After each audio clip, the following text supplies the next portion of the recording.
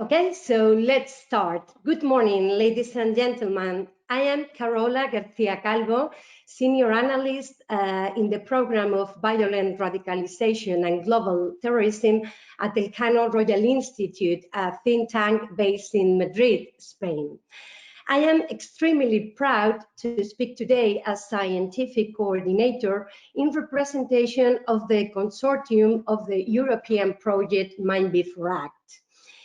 After 3 years of intense work, it is an honor to open this project's final conference where insights and outcomes on how to best prevent violent extremism in the European context, but also globally, will be discussed.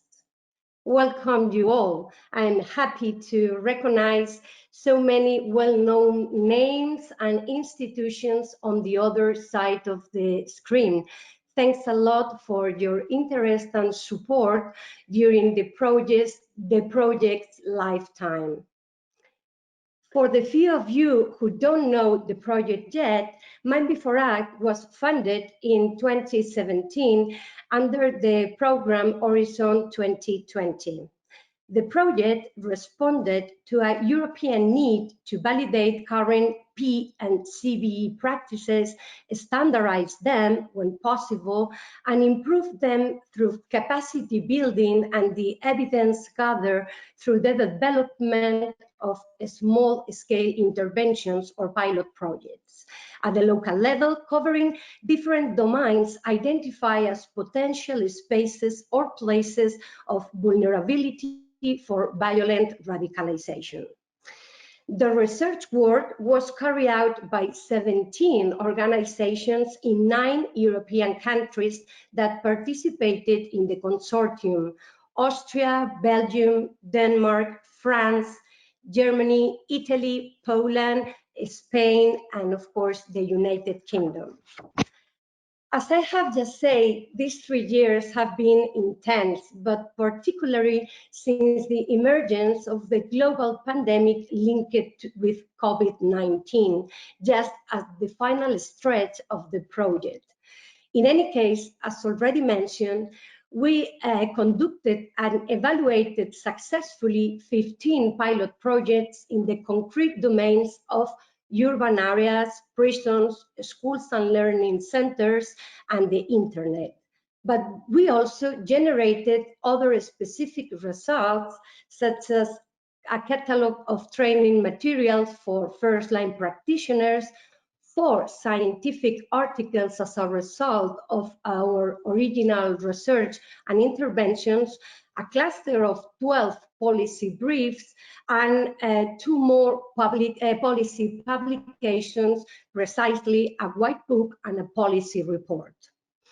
So today's event focuses on findings and aims at specifically present these 2 last policy-oriented publications, which are at the core of our work and practically summarize key issues regarding preventing and countering violent extremism, as well as the current debate to be addressed. In the first place, the White Book on CVEs, edited by the European Organization for Security, is a collection of 17 policy papers that maps current European preventing and countering violent extremism strategies with the aim of advising multi-layer stakeholders and reorienting existing approaches based on the best empirical evidence available. Items from this white book will be discussed in panel 1.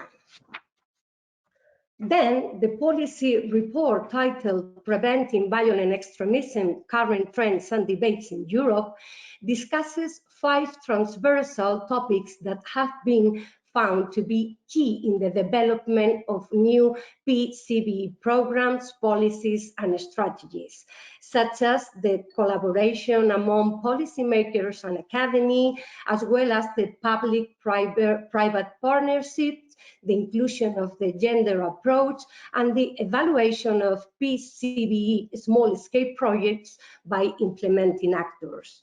Panel 2 will introduce some of these and other cross-cutting issues. So today we will deepen in both publications, and hopefully some further ideas will be generated due to the participation of 3 external experts who will lead the debate. Dr. Ruth Bermejo, professor at the University King Juan Carlos in Madrid, and also researcher of our sister project practices, Dr. Francesco Marone, fellow at the Italian think tank ISPI, both members of the MINDb4ACT scientific board, and finally, Mr. Marcus Walter, our project officer, who will shed light on the future funding and research directions in the field of PCVE in Europe. So, without a doubt, each European project marks a milestone in this particular field of research and practice. MINDb4ACT has set its own, but researchers and professionals, including in our consortium, which by the way is representative of the current PCVE ecosystem, should continue taking advantage of their expertise and funding opportunities to continue working for a more cohesive, safe, and resilient society to violent extremism. It was my pleasure to work with you all. But before leaving the floor to my colleague, Ruth Bermejo, first panel moderator, I would like also to thank the extraordinary work done by all Elcano's coordination team, particularly to the project manager, Virginia Cinelli, who is always behind the scenes. Hope you will enjoy the conference, and if interested, you are able to now download the publications for the platform firstlinepractitioners.com. Thanks a lot again, and because I can see now my colleague Ruth Bermejo. Ruth, the floor is yours. Thank you so much, and good morning. Thank you, Carola, and good morning, everyone. Thank you to MINDb4ACT for taking us or asking us to be part of their advisory board, and congratulations for all the work done during these 3 years of project. We are now, or we have now to work on or to discuss during this panel on the knowledge partnerships.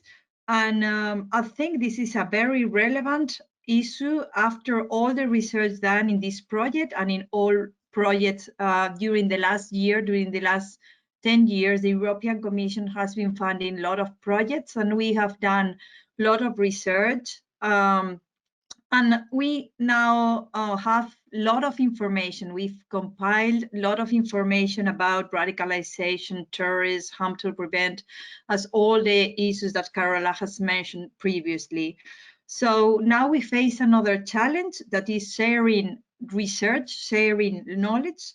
And the 2 publications that Carola has announced, the White Books articles and the policy paper, are very welcome to shed light on those issues. Now we are discussing how to foster knowledge partnerships in this panel, and we count with a very high-profile professionals and researchers that will talk about that. In the first place, we have Irina van der Vet, senior researcher and project coordinator at Bridge University in Brussels. Secondly, we have Jean-Luc Maret, Senior Fellow from the Foundation for the Research Strategique, and Alice Raven, researcher at the Center of Excellence in Terrorism, Resilience, Intelligence, and Organized Crime Research. So they will talk about different partnerships. We will begin with Irina talking about academia partnerships, Following after her, we will talk with Jean-Luc Maret about policymakers and research partnerships. And after that, Alice Raven will talk about industry and private sector partnerships. So very interesting discussion. Please, Irina, the floor is yours, or the word is yours. First of all, thank you very much for giving me the floor. I'm grateful that we can celebrate the end of this amazing project together. So since the aim of the final event is to discuss, among other, the lessons learned, I will try to share some insights based on our experience received from MINDb4ACT. And I will speak on behalf of academia. We are a special actor which, on the one hand, has good credibility in the community, and on the other, often blamed for being too far away from practice or providing too much critiques and pointing out at vulnerabilities or weaknesses.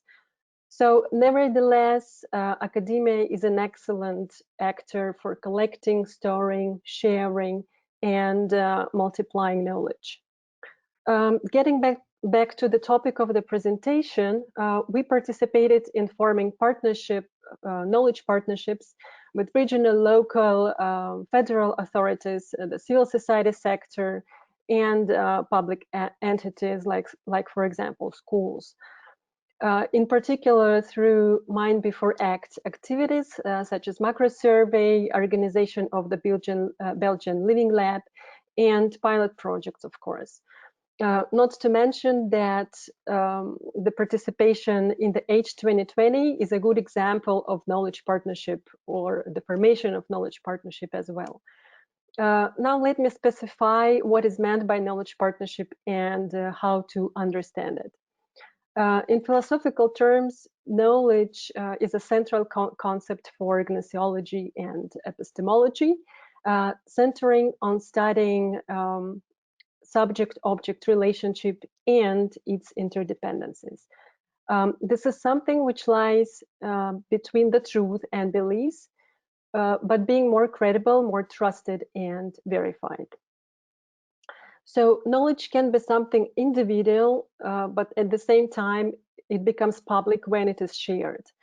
Therefore, I can define knowledge partnership as a multi-stakeholder collaboration for the purpose of generation of new knowledge by, first of all, collecting available information, second, co-analyzing it, and third, sharing information for the common deep understanding of a phenomenon. So the area of CVE has been revealing an array of complexities, such as, for example, definitions, data gathering, multitude of agencies involved, all requiring up-to-date knowledge. When generating new knowledge in CVE, we shouldn't forget about such category as temporality. It is crucial to set up the scenes to offer reliable policies and solutions. A British-Polish sociologist, Zygmunt Baum, called the current times as a late modernity or a liquid modernity, characterized by global capitalist economies and information revolution due to the boost of technology. So both due to information revolution and technological revolution, knowledge has to be rapidly renewed. It is needed for resolving new challenges where old methods and old solutions do not work anymore, and work mechanisms. The example here is, of course, a post-pandemic reality, which, for instance, poses new tasks, both for practitioners and academics. So today we see that more and more CVE work as a whole is built on various types of partnerships, and this is no longer a job of solely law enforcement agencies, but of many other organizations and actors. Firstly, many states nationally built up their policies on some kind of partnerships. And here I can cite the examples of an AUKUS or a Danish model, or community policing in the UK, or Plan R or Plan Radicalization in Belgium, which identifies a chain of local actors and the collaborative patterns among them. So, and of course, they're working for the information exchange, and this is the first stage of knowledge generation, and it is key to partnerships in CVE. And international cooperation is another layer, and here we see the effort of the Commission or Europol or other organizations offering cooperation opportunities. However, to organize partnerships and organize effective, useful partnerships is a big difference. And here the question is how to organize effective partnerships. And I have 6 points to cover. And I will try to provide some recommendations based on our lessons learned. So first of all, methodology. In MINDb4ACT, we stick to Living Lab methodology, which allowed us bringing various partners from different sectors literally together in one room. In the beginning, it felt like combined and compatible due to diverse background and working methods and so on. However, overall, it was a positive experience that many stakeholders really enjoyed. They could network, they could exchange up-to-date news and information, practice, share some gaps, and even provide recommendations on how to make their work more efficient. The second point, or the second recommendation, is it is necessary to reinforce internal institutional policies and mechanisms for multi-stakeholder cooperation in the area of CVE by, for example, issuing memorandums of understanding or other regulations, which will clearly tell which type of data and with whom it could be exchanged. And for instance, as an academic institution, we had a difficulty in dealing with some law enforcement agencies simply because the regulations existed, but the employees seemingly didn't know about them, or the question of collaboration between the academic institution and law enforcement agency wasn't clearly defined. The third recommendation is more diverse methods of forming such partnerships. And we conducted a macro survey where our stakeholders, European stakeholders, mentioned that or voted for more diversity in methods. We strongly believe that teaching partners to work together and listen to each other is essential. And in the beginning of MINDb4ACT, we realized a simulation exercise with our Belgian stakeholders, where we divided them into 3 small groups, gave them different topics, and they had to come up with specific solutions to these scenarios. And by observing partners working together, one can make many interesting conclusions. And if you're interested, I can share them later. So formal and informal partnership, that's the fourth recommendation. It might not be surprising that partnerships are culturally determined. From the macro survey, we saw, for example, that Italian stakeholders very much build their networks informally when one knows another. So the suggestion here is to take into account local mechanisms of networking, but at the same time demonstrate and discover new alternative ways of collaboration. And in particular, in Corona times, it is in particular important, and in post-Corona times as well. And the collaboration patterns and working methods need to change. Then the fifth one, the fifth recommendation, based on the argument about reimbursement and motivation. So effective partnership and collaboration is usually based on mutual benefit. Primarily in CV, the mutual benefit from collaboration is information exchange.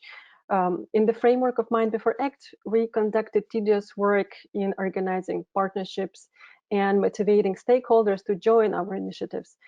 some saw those as an additional load, kind of extra to their daily activities, and were reluctant to join.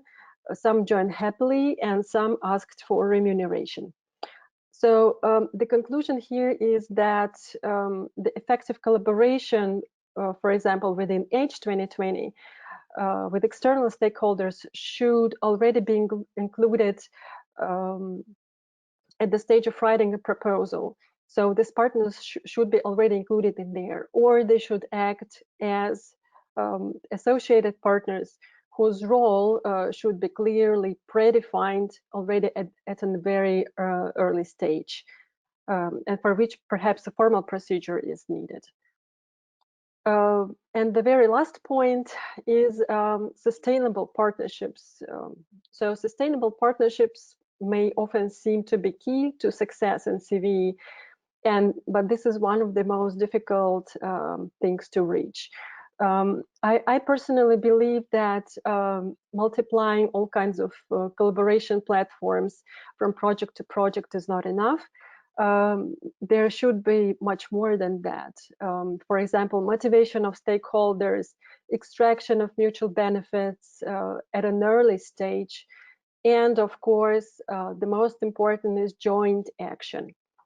By co-designing solutions, partners create ties with the community of practice, which further becomes a community of belonging. And in other words, effective partnership is an inclusive partnership. Therefore, inclusion is key in this regard. So thank you very much.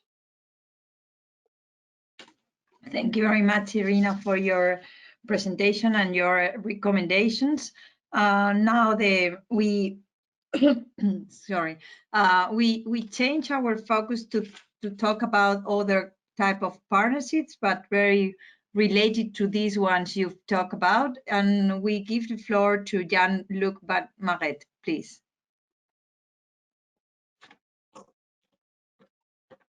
Okay, do you guys hear me?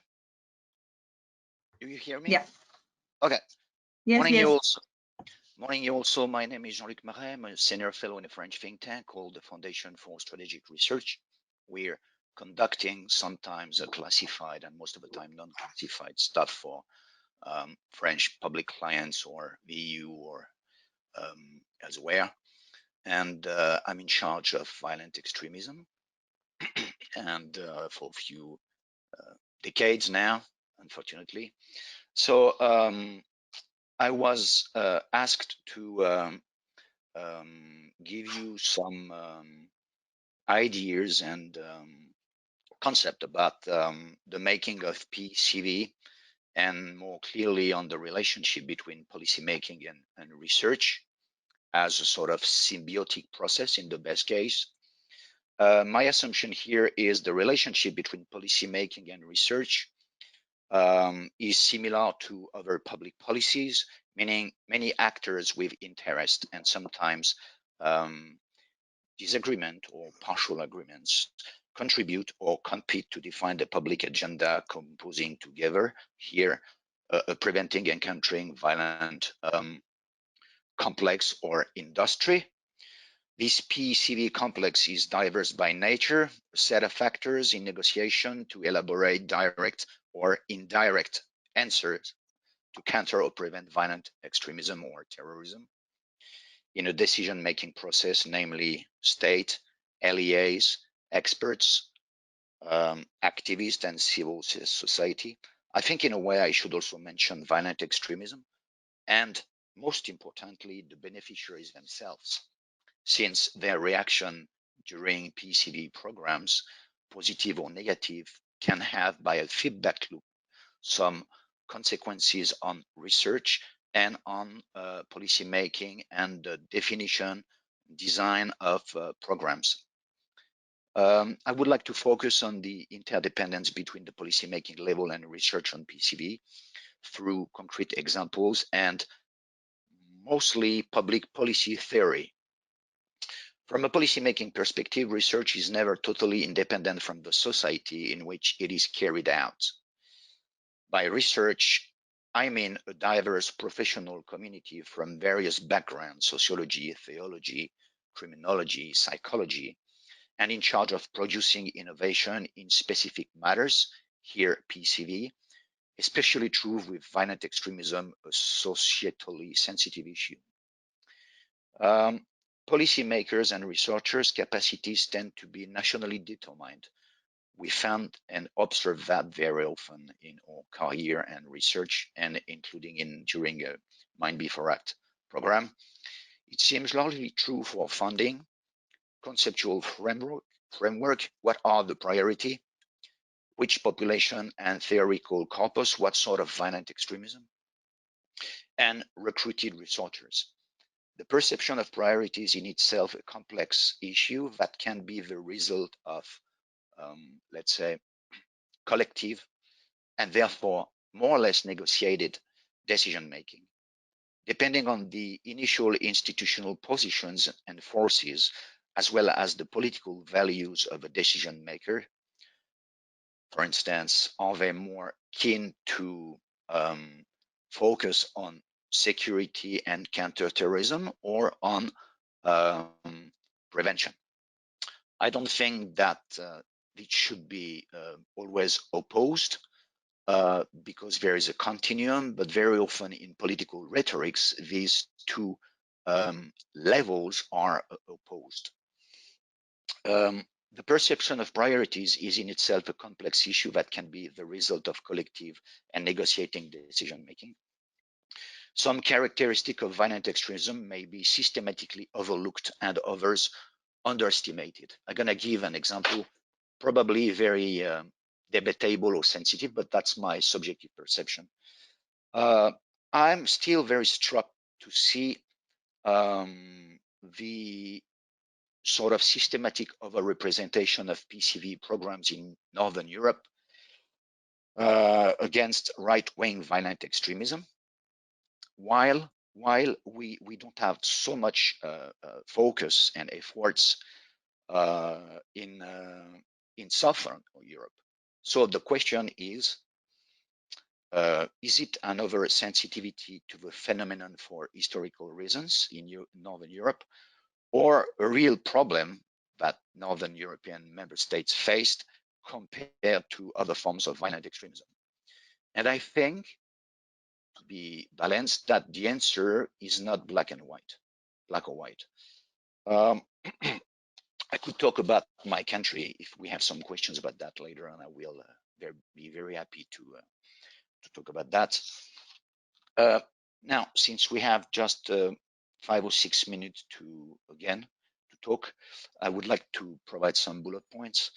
As a reminder, from a domestic perspective, I think that research is sometimes guided via funding by state perceptions and interests. Research thus becomes or can become justificatory rather than prescriptive. There's a sort of feedback loop coming initially from a state input. It becomes a tool, research becomes a tool rather than a solution. Of course, the opposite can also be observed.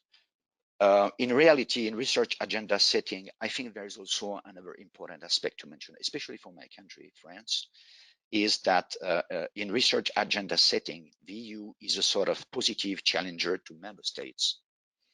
My country was glued into this exit cult approach a few years ago. Such policy was elaborated essentially domestically because this sort of approach doesn't exist anywhere outside France, in Europe, I mean. And after a few years, it was estimated as more or less a complete failure. So France adopted some findings and state of arts and best practices coming from Europe, even through bilateral cooperation, state to state, or through the EU. Also, we can see research, of course, as a participative actor. Research can act in itself as an expert interest group in charge of legitimizing the consideration of a problem, here violent extremism, and advocating solutions considered to be objective, even robust, but which can nevertheless be as much of a problem. Here, I think the question of capacity of a given scientific community to embody scientific expertise without its capacity to sell itself to prescribe is fundamental. To summarize in a bit provocative way, the more you're going to have sociologists on board, the more you're going to focus on sociological factors. The more you will focus on psychology, you're going to use psychologists. And here, at the end, we can have major biases in a public policy and in the threat or problem perception. And in a number of cases, scientific communities or networks' ability to take ownership of a societal issue determine, at least initially, I think, the policy responses developed, since the scientific community has a temporary sort of scientific monopoly. In the hypothesis that this scientific community comes from only one field, then they possibly an ontological biased view of the problem and the solutions to be proposed. And here, I think we should put on the table this Weberian concept of symbolic and material reward. 20 years ago, nobody in France worked on violent extremism because at the academics, the topic was suffered by a negative perception. It was an illegitimate field. And gradually, these last 6 to 7 years, everybody jumped on that because that's a market, because that's a societal issue, which is legitimate to work on that. And also because we also have budget and material rewards. So science is not pure and policymakers, let's say, swampy. On the policymakers side, I think there is an important framework that determines any action, and that is a society's administrative and political organization. You don't develop, design a policymakers in France, a highly centralized state, as you do in Netherlands or in Germany. I was very struck, and I'm still very struck, to see how cities in Netherlands are central in PCV policy, while in France they are completely marginalized. In France, the core central figure is what we call the prefect, meaning a high civil servant acting locally on behalf of the state. And we should also mention maybe the Länder's role in Germany. So PVCV research can be seen as very classically as a policy process stage with agenda setting, identification of problems. Here, research can provide data on the radicalization process or on evaluating such a process leading toward violent extremism or terrorism. We also have policy formulation. Research can help policymakers to conceptualize the policy. For instance, through providing CV examples, intervention goals, drawing on lessons from past CVEs, evaluations, policy adoption / legitimization, policy implementation, policy assessment, and evaluation. And I think this evaluation phase is still critical. I will develop more on that in few seconds. Evaluation seems to be at the heart, I think, of the relationship between policymakers and research. The problem is sometimes, at least in the past, policymakers were not so much interested by evaluating program performances or, let's say, as precautionary principle, beneficiary residual dangerousness. They were mostly interested in creating PCV program to make a visible and politically impacting move. But at the end, the result and the performance of the program were even classified or underdeveloped. I hope and I think this thing is changing now, but I think the evaluation is very sensitive, partly actually because policymakers do not understand the issue, or they don't want to communicate on that because on their perspective, the main problem they face is potential recidivism of beneficiary who successfully passed through a PCV program. And on the research and practitioner side, I think there's also an ontological problem, because if you evaluate, you can be legally responsible from such an assessment if you have recidivism. That's why I think, at least in my country, we have some, let's say, some skepticism, first-line practitioner skepticism regarding clinical evaluation, like VERA2R or HCR20, this sort of clinical, non-clinical, but assessment tools. Because that tends to force the practitioners and the researchers to answer in yes and no to what they see as a huge complexity, the dangerousness and potential for recidivism. So here, I think this is the actual bargaining we have between the policymakers and the researchers.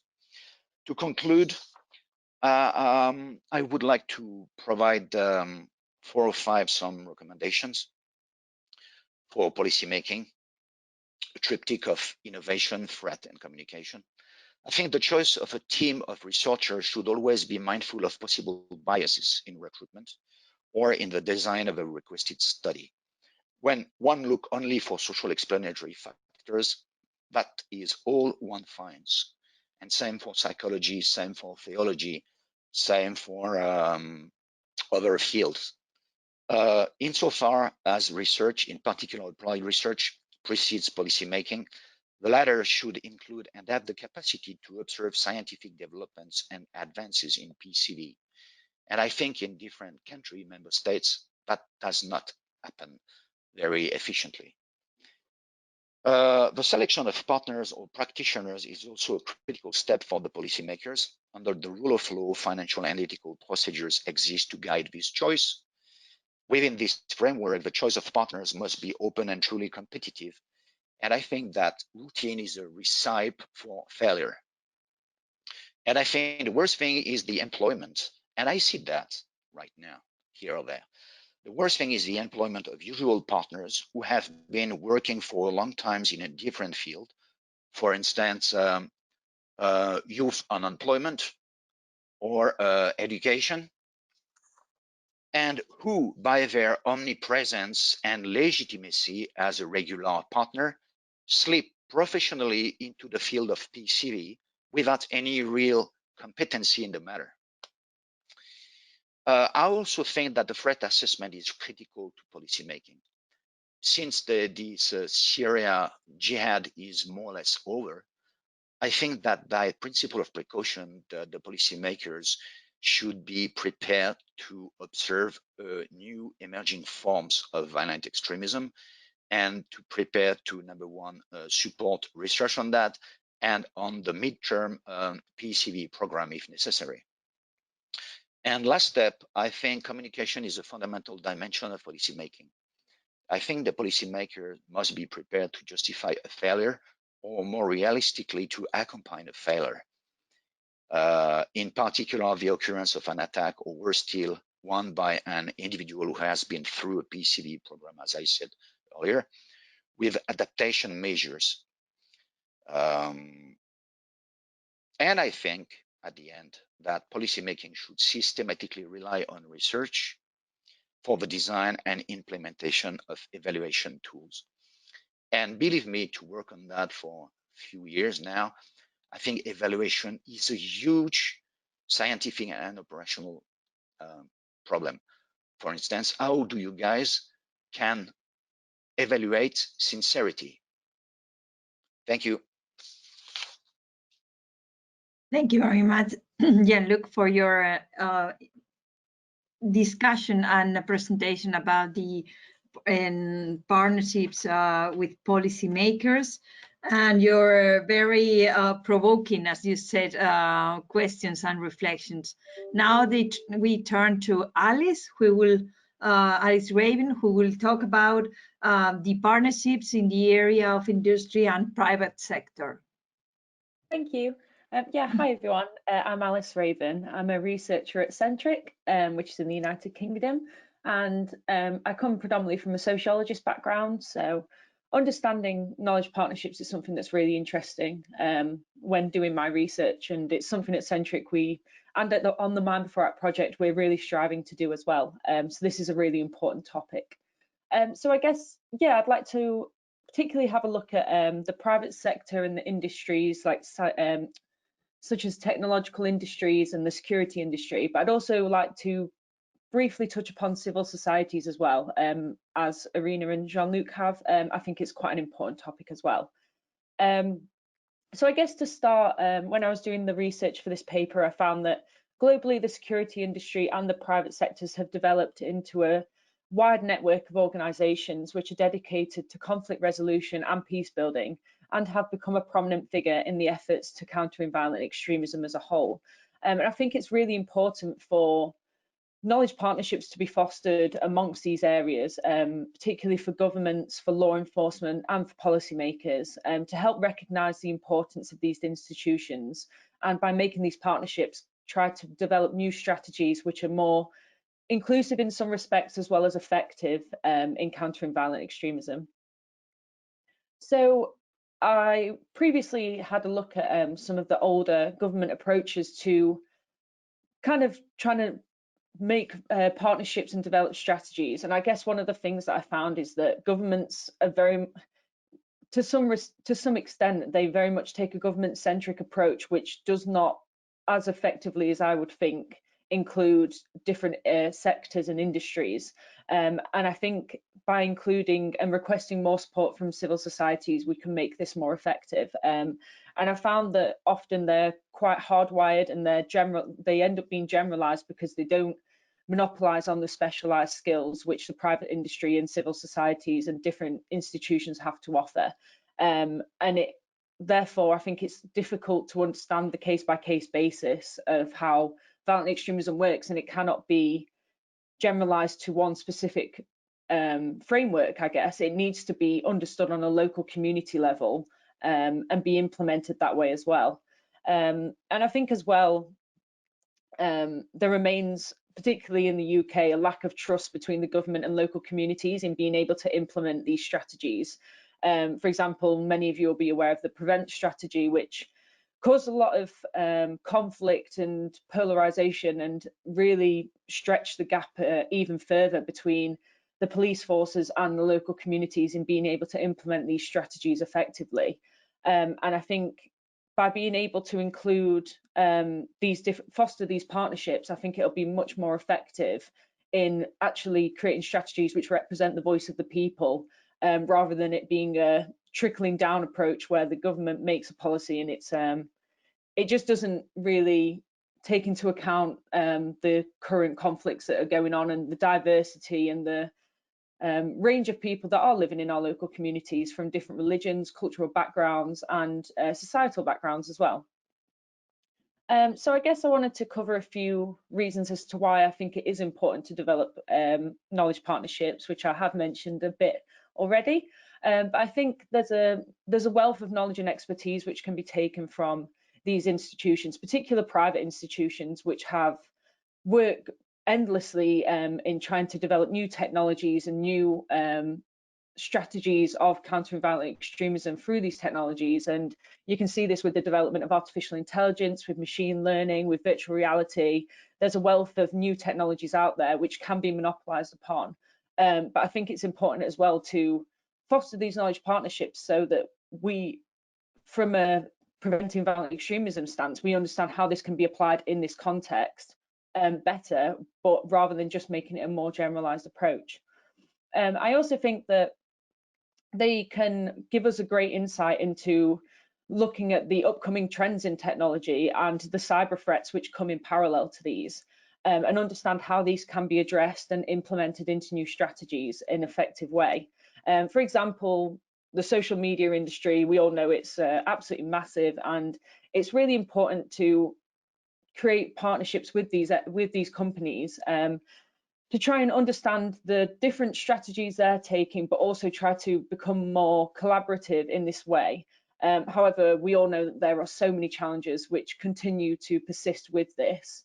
But I think by trying to break down this barrier between social media and policymakers, for example, local governments, police forces, and even on a European level, I think it will really help us to understand the upcoming trends and the challenges that are going to persist with this, but also understand how we can work collaboratively with social media companies to ensure that we are addressing violent extremism as best we can. I think also that having regular and effective communications and relationships with these institutions is important to ensuring, again, as I said, harmonised approaches, narratives, policies and strategies to better counter and discourage violent extremism, particularly online. I'd also like to add that I think civil societies in particular can give a direct insight into the future trends and local concerns on a grassroots level. I think that they're a key institution that should be appreciated and respected for the knowledge and expertise they have in understanding the really intimate local interpersonal relationships, and they have a wealth of experience of working with vulnerable individuals and hard to reach communities, which can be really, really important to understand to make sure that these strategies are being implemented to respect everyone and ensure that particularly these vulnerable communities are protected. So for example, there's a few cases in the UK where, for example, the Islamic Relief UK is a really great institution which would be extremely useful to understanding Muslim communities and better reinforcing policies and building trust and rebuilding that trust that has previously been broken down between the local public, the local Muslim communities and the police forces, as well as the local governments and the UK government.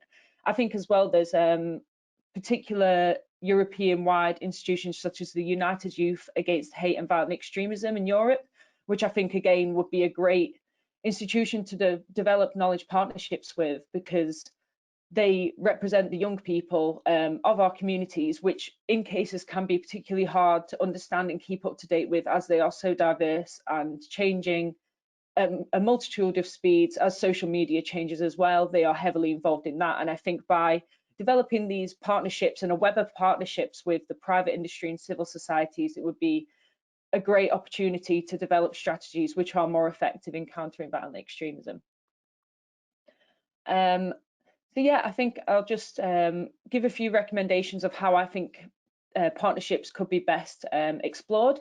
And I think one of the main things is ensuring that the partnership is equal. We don't want to proceed from past strategies which in cases have not been effective. In cases they have, but I'd say in other cases they could be more effective. And I think that by making sure that a partnership is equal, it ensures that the different communities are being represented effectively. And as well, it re-enhances this idea that we can learn from other institutions, and there is so much to give from scientific, from technological, from the social media institutions that the law enforcement and local governments and policymakers can learn from, which would be great to help develop more inclusive strategies, which are including as well technological advancements and making sure that societies are kept up to date and the policies, that are following them are kept up to date and are modern and are able to counter upcoming challenges, which are in many cases ahead of their time and right at the cutting edge of technology. I think as well, as I've mentioned, the knowledge partnerships really need to respect the experience and the knowledge of the partners which they are fostering them with. So for example, as I mentioned, Islamic Relief UK, it has a strong understanding of what approaches would be most effective for Muslim communities, as well as ensuring that future strategies do not continue to stigmatise particular communities, ensure that they are inclusive and make sure that these vulnerable communities, such as young people or in any other cases, are respected fairly. I think as well, regular engagement is really important to ensure that strategies remain up to date. I think by maintaining these relationships consistently, the upcoming trends in threats towards local communities can be addressed, and real life problems and context can be applied to these strategies effectively. I think it's well, with this, you need to ensure that there is a strong mutual understanding of the issues at hand. Before any partnerships are developed, you need to make sure that these partnerships are working towards a common goal and will be effective in including both sides to making sure that the same goal is met together. As well, I think, finally, I'd like to say I think it's really important to try and break down these barriers with social media institutions. By no means is this an easy task. There's so many different barriers and gaps which need to be filled, but I think as we continue to keep picking down these barriers, which we have seen in many cases, I think it will be really effective in helping to counter violent extremism online and understand the upcoming trends and threats which are occurring as well. Thank you. Thank you very much, Alice, for your for your results and also your recommendations on the partnerships, knowledge partnerships in industry and civil society. I would like to thank you, all of you three, for your presentations, your results, and your recommendations done in the framework of MINDb4ACT. And also remind the audience that your ideas and your recommendation are deeply considered and part of the two publications, the White Books articles and the policy paper that will be published after this final conference. And I would like to encourage all the participants to ask questions and take the advantage to have these very impressive and good researchers with us today. I would like to begin with three questions, waiting until our audience will send us their questions and proposal. I think I would like to begin the discussion with a question directed to all of you. This question is related to temporality. It was something that was raised by Irina in her initial presentation, but it's something that it has been in different ways incorporated in all the discussion of the different knowledge partnerships.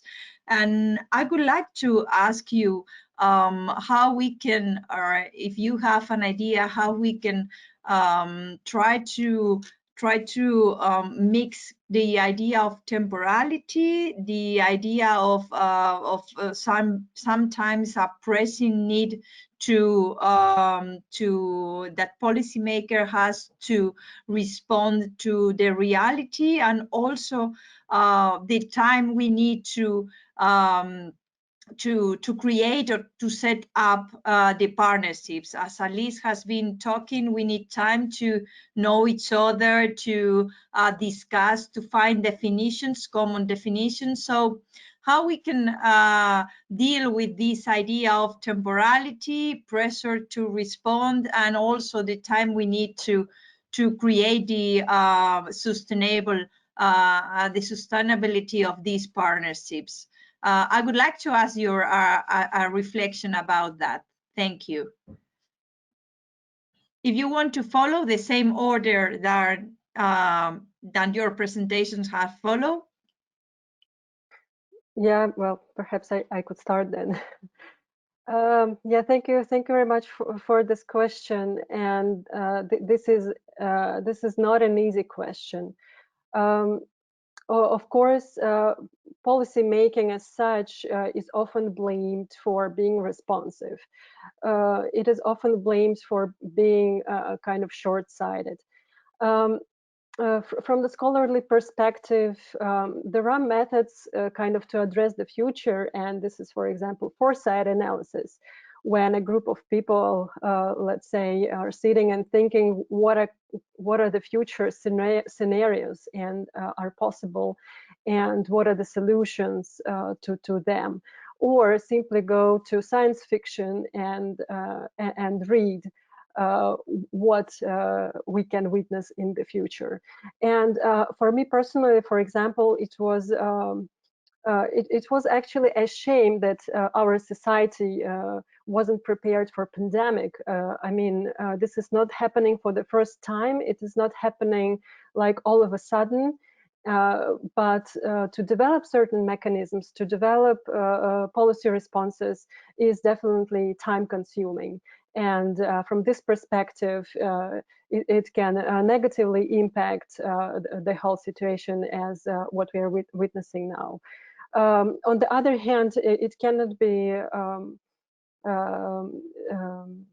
kind of it's impossible to be prepared for everything, but I think in the current world we should really rely on technologies, and we see that those countries who are who have let's say boosted technologies, they provide better responses to the COVID crisis. In the area of CVE, we know that there are organizations like, for example, the UN, which recently published a report on how to respond to new challenges and new problems that the COVID is evoking or provoking. Yes, of course, recruitment is logically bursted from physical sphere into the internet, and from this perspective, we need more solutions. We need more technologies to track black nets, to prosecute these individuals, to catch them. So basically, I think if you ask me to answer to your question, Ruth, in one word, I would say that technology is perhaps a key.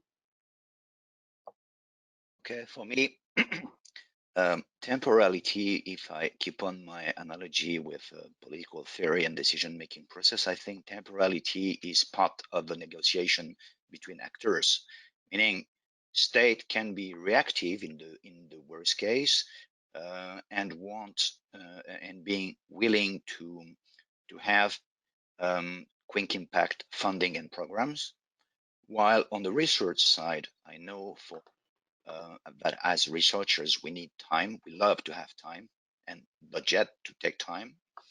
And when you're first line practitioners, as I am sometimes, then you see that the first line temporality is still different, and you face political pressure, financial pressure, and you're far away from the research methodology and protocol.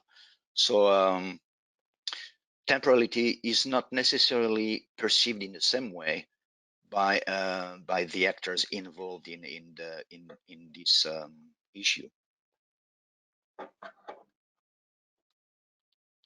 Thank you, Jean-Luc. Alice, please. Thank you. Yeah, I agree widely with my two colleagues on here. I think it's really difficult because you want to gain a proactive approach and you really want to be able to implement strategies and policies in a quick response. But again, you have these challenges of having to go through the right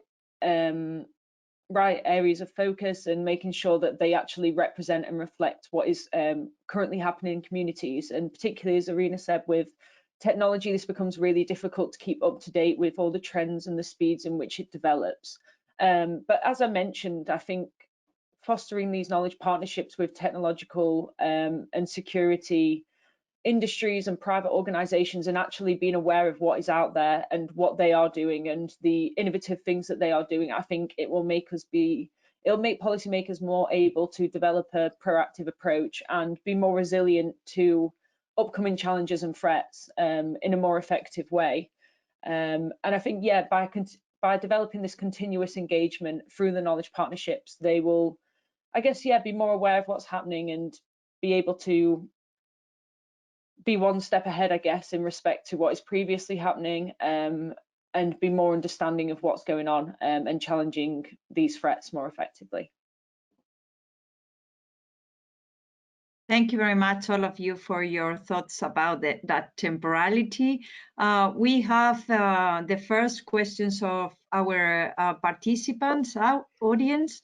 The first questions, I will read it, and you can, it's not directly to any of you in particular, so you can answer whoever you want.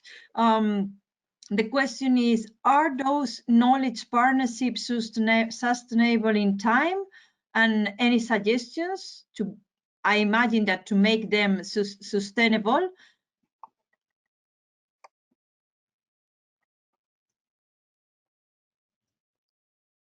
Well, sorry, go ahead, Irina, go. Jean-Luc, you can go ahead if you have your Irina, answer. please, and after her, Jean-Luc. Irina, go. Yeah, okay, thanks. As I mentioned, on the first, from the first side, it seems like sustainability is a key to successful partnership.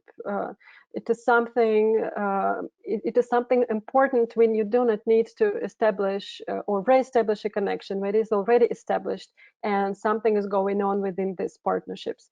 So in my opinion, to better sustain partnerships, it's better, the main thing is to be involved in some kind of action together.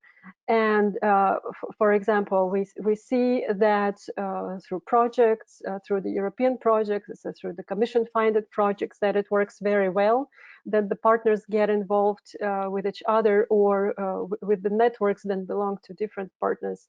So they're partnering, they're expanding their networks in this way through participation in such common projects. Another way to sustain a partnership, it could be a kind of on a more smaller scale, perhaps just to organize, if to talk in very concrete terms, a kind of simulation exercise together, or a small scale project, or something that you would actively be involved. Because if what is important in sustainability is the sense of belonging to one group. And the recognition, of course, as Alice already mentioned, recognitions of each other's expertise and knowledge. This is also very important. Inclusion is very important. If a partner feels excluded from some kind of partnership or community, not needed, a partner is not heard, and then the knowledge is not used or seem irrelevant, they will perhaps quit or will be inactive. This is a pragmatic choice. This is a pragmatic exercise. And I mean, the partnerships are so different. There are different purposes. There are different actors. So it is all at the end situational. Maybe some partners do not need to be sustainable to be effective if they're working on a small scale problem. So that might also be the case, for example. Okay, so if I may, as soon as violent extremism is a societal issue, I think we have potentially a knowledge partnership. However, having said that, I think state and more broadly public entities are sort of research consumers, meaning they face a problem, they look for a solution, and if they have a domestic research capacity, they're gonna use that, not necessarily on the long terms, but to solve up an immediate problem. And I think now, for instance, my country, French state, is rather autonomous regarding its perception, the threat assessment, the solution that were adopted. So I think research is less important in some countries like France as it was 5 or 7 years ago. 10 years ago, France didn't even know that prevention existing. So you have some trends, and potential knowledge cooperation until state thinks is autonomous, I think. Thanks. I think just to jump in there as well, I think that sustainability really comes with social cohesion, and I really think that to be able to implement strategies on a local community level, as I mentioned before, you need to make sure that you're taking into account the needs and wants of the people that you are implementing these strategies for. For example, for different parts of communities, for different religious communities, for different age groups and genders as well, I think it's really important that these policies reflect what they need and make sure that they are safeguarded in the best way possible. And I think that a really good way of doing this is by fostering knowledge partnerships with them. As we've written about in the paper, doing this with local communities is really important to making sure that their voices are heard. And this will ensure sustainability because they will be supporting something which they actually helped to create. And I think that's really important.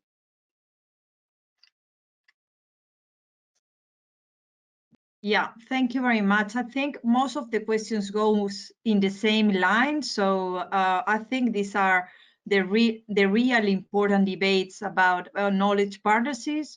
I will read the questions and I will ask you just a brief comment on them or answer. I know most of the information and the audience might know that most of the information is on the papers, and I would like to respect your time, your coffee break. So there is one question directed to Alice, and it says, you mentioned that policies often do not include everyone's or people's roles or voice. Could you make any specific example? How should be included? How should the civil society be engaged in policymaking processes? Any example of successful cases? So a lot of questions, but I would like to ask you to be brief in the answer. And there is another question directed to Irina. Could you elaborate on how to overcome the difficulties to incorporate LEAs in the knowledge partnerships, law enforcement agencies? And those are the questions. And there is a general comment that says it would also be important for supporting sustainability not to conduct the same or similar empirical research again and again. We need more exchange of data, and that is crucial. I think there is no more questions and no one directed to Jean-Luc because but he has talked on evaluation and there is a following panel on that. So I think you will have more ideas and more suggestions in that panel. Please, Irina and Elise, just 1 minute each, please. Yeah, sure. I'll go first if that's okay.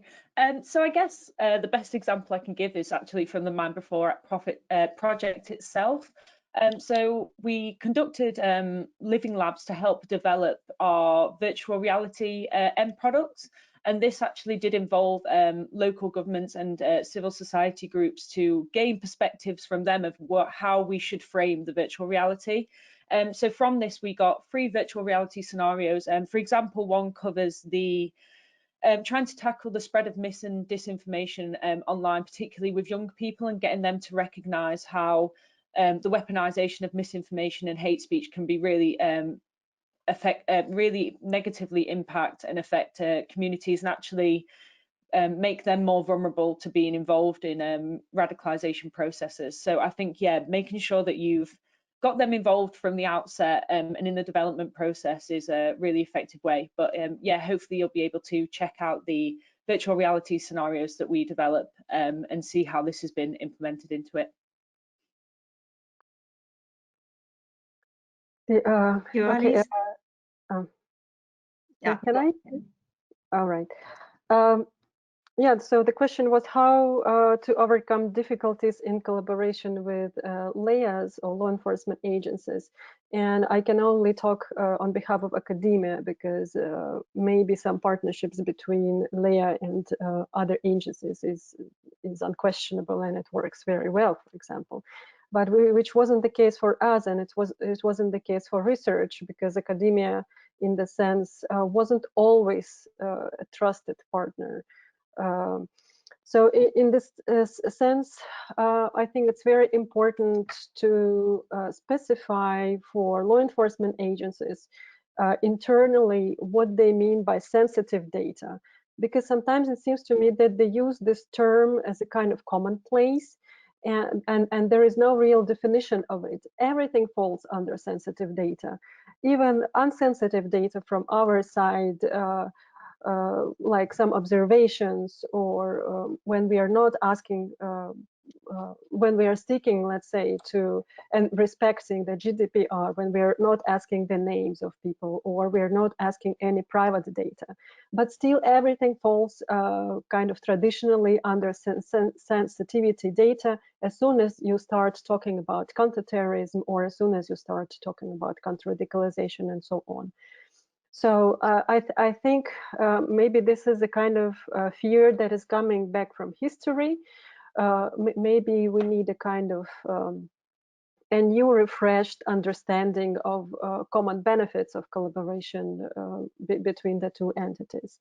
And of course, as I mentioned, that there should be very clear regulations on what data could be exchanged with law enforcement and with whom. Yeah, for example, with academic institutions, this could be, I don't know, the databases of radicalized individuals, not containing the names, but containing some kind of features, or with other actors, they can exchange another information, on which one this everything should be specified.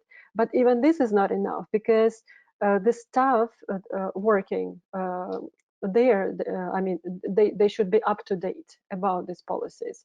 If we go to the internet and if we find that this policy, these regulations exist in these organizations, and when we ask this organization, can you tell us more about it? They cannot tell anything about it. So because they simply don't know. And I think that perhaps internal trainings on that could be essential.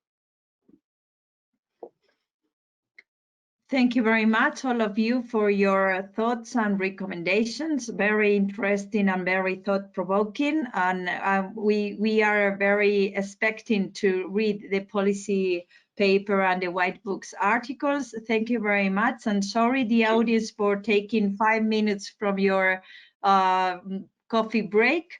But we will continue on time. So we meet you again at 11:20 here to talk about ethics, gender, and evaluation. Thank you very much, all of you, and thank you, Carola.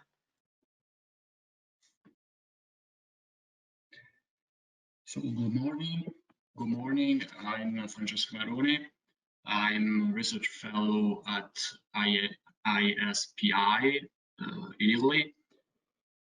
I'm a researcher, an analyst. I'm interested in violent extremism, and especially jihadism in the West and in Europe. Thank you very much for inviting me to act as moderator for this second panel. It's a great pleasure, and congratulations for all the work of this important European project and for this final conference. So the second panel is titled Advances in PCV Research, Gender, Ethics, and Evaluation. So as the title suggests, our discussion will be built on 3 pillars: gender, the problem of gender perspectives, the problem of ethical issues in PCV, and the complex problem of evaluation of PCVE interventions. There are obviously, they are different topics, but I think they have something in common. For example, the fact that all of them are still in part, a little in part, edging topics. because we are well aware of the limitation of our knowledge in all these three topics: gender, ethics, and evaluation. And we are aware that much work is to be done in all these three fields, because they are complex, because they sometimes were neglected, and because they are, for example, controversial. Let's think about the topic of ethical issues. Another interesting characteristic of these topics, this presentation, and the contributions associated to with this free presentation, which are available in the policy report and the white book on CVE, is the fact they combine questions related to research and analysis and questions related to professional practice, and all the free contribution, the written contribution associated with this oral presentation were able to fruitfully combine these two dimensions. And finally, these three topics are, at least in part, intertwined. For example, as the contribution in the policy report highlights, the problem of evaluation in PCV intervention is a problem which is connected with problems of gender perspectives and problem of ethical question, in particular problem of unintended negative effects of programs and initiatives. So I can give the floor to the three speakers. First, we will have Edith Schlapper, who is founder of Women Without Borders. Then Sergio Bianchi, and Edith will speak about gender and gender perspectives. Then Sergio Bianchi, who is director of Agent4 International, who will speak about ethical and societal issues in PCV. And finally, Alvaro Vicente, who is analyst at the Elcano Royal Institute, who will speak about evaluation and the process and the challenges of evaluation processes. So we have three interesting presentations with three different topics, very interesting, very challenging, with three speakers with different backgrounds from different countries. So I think it will be a very interesting discussion. So Edith, the floor is yours for the first presentation. Thank you. So thank you so much for your opening remarks, and I'm delighted to be part of this exchange. And I would also like to express my gratitude for the MINDb4ACT consortium. It has been wonderful to be part of this project. At Women Without Borders, and this is quite in line with the MINDb4ACT strategy, we translate research into action through community-based strategies that combine theory and grassroots level fieldwork. So this is our goal in our work and our starting point.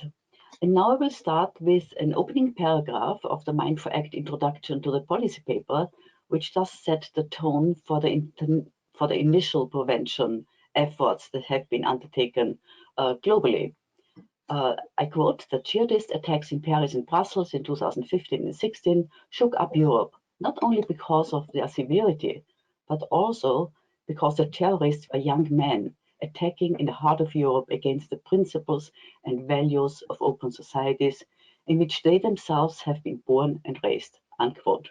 So this was the starting point of a lot of the security work that has been started out. The CVE community, from policy shapers to practitioners, have developed a huge spectrum of strategies to address the continuing threat of violence and extremism, particularly following the years after 9/11, the attacks and continuous attacks across Europe. There was a strong, and I would say almost exclusive emphasis on hard power mechanisms, from law enforcement to military mobilization. Over time, since there was an increasing involvement of civil society actors, since a lot of these efforts failed, so civil society actors in vulnerable and target communities got increasingly involved in safeguarding their communities, increased efforts to listen to community leaders, concerned and affected family members, and youth representatives have taken place. It became clear that building a sustainable security architecture does require a whole of society approach, reflecting the complexities on the ground.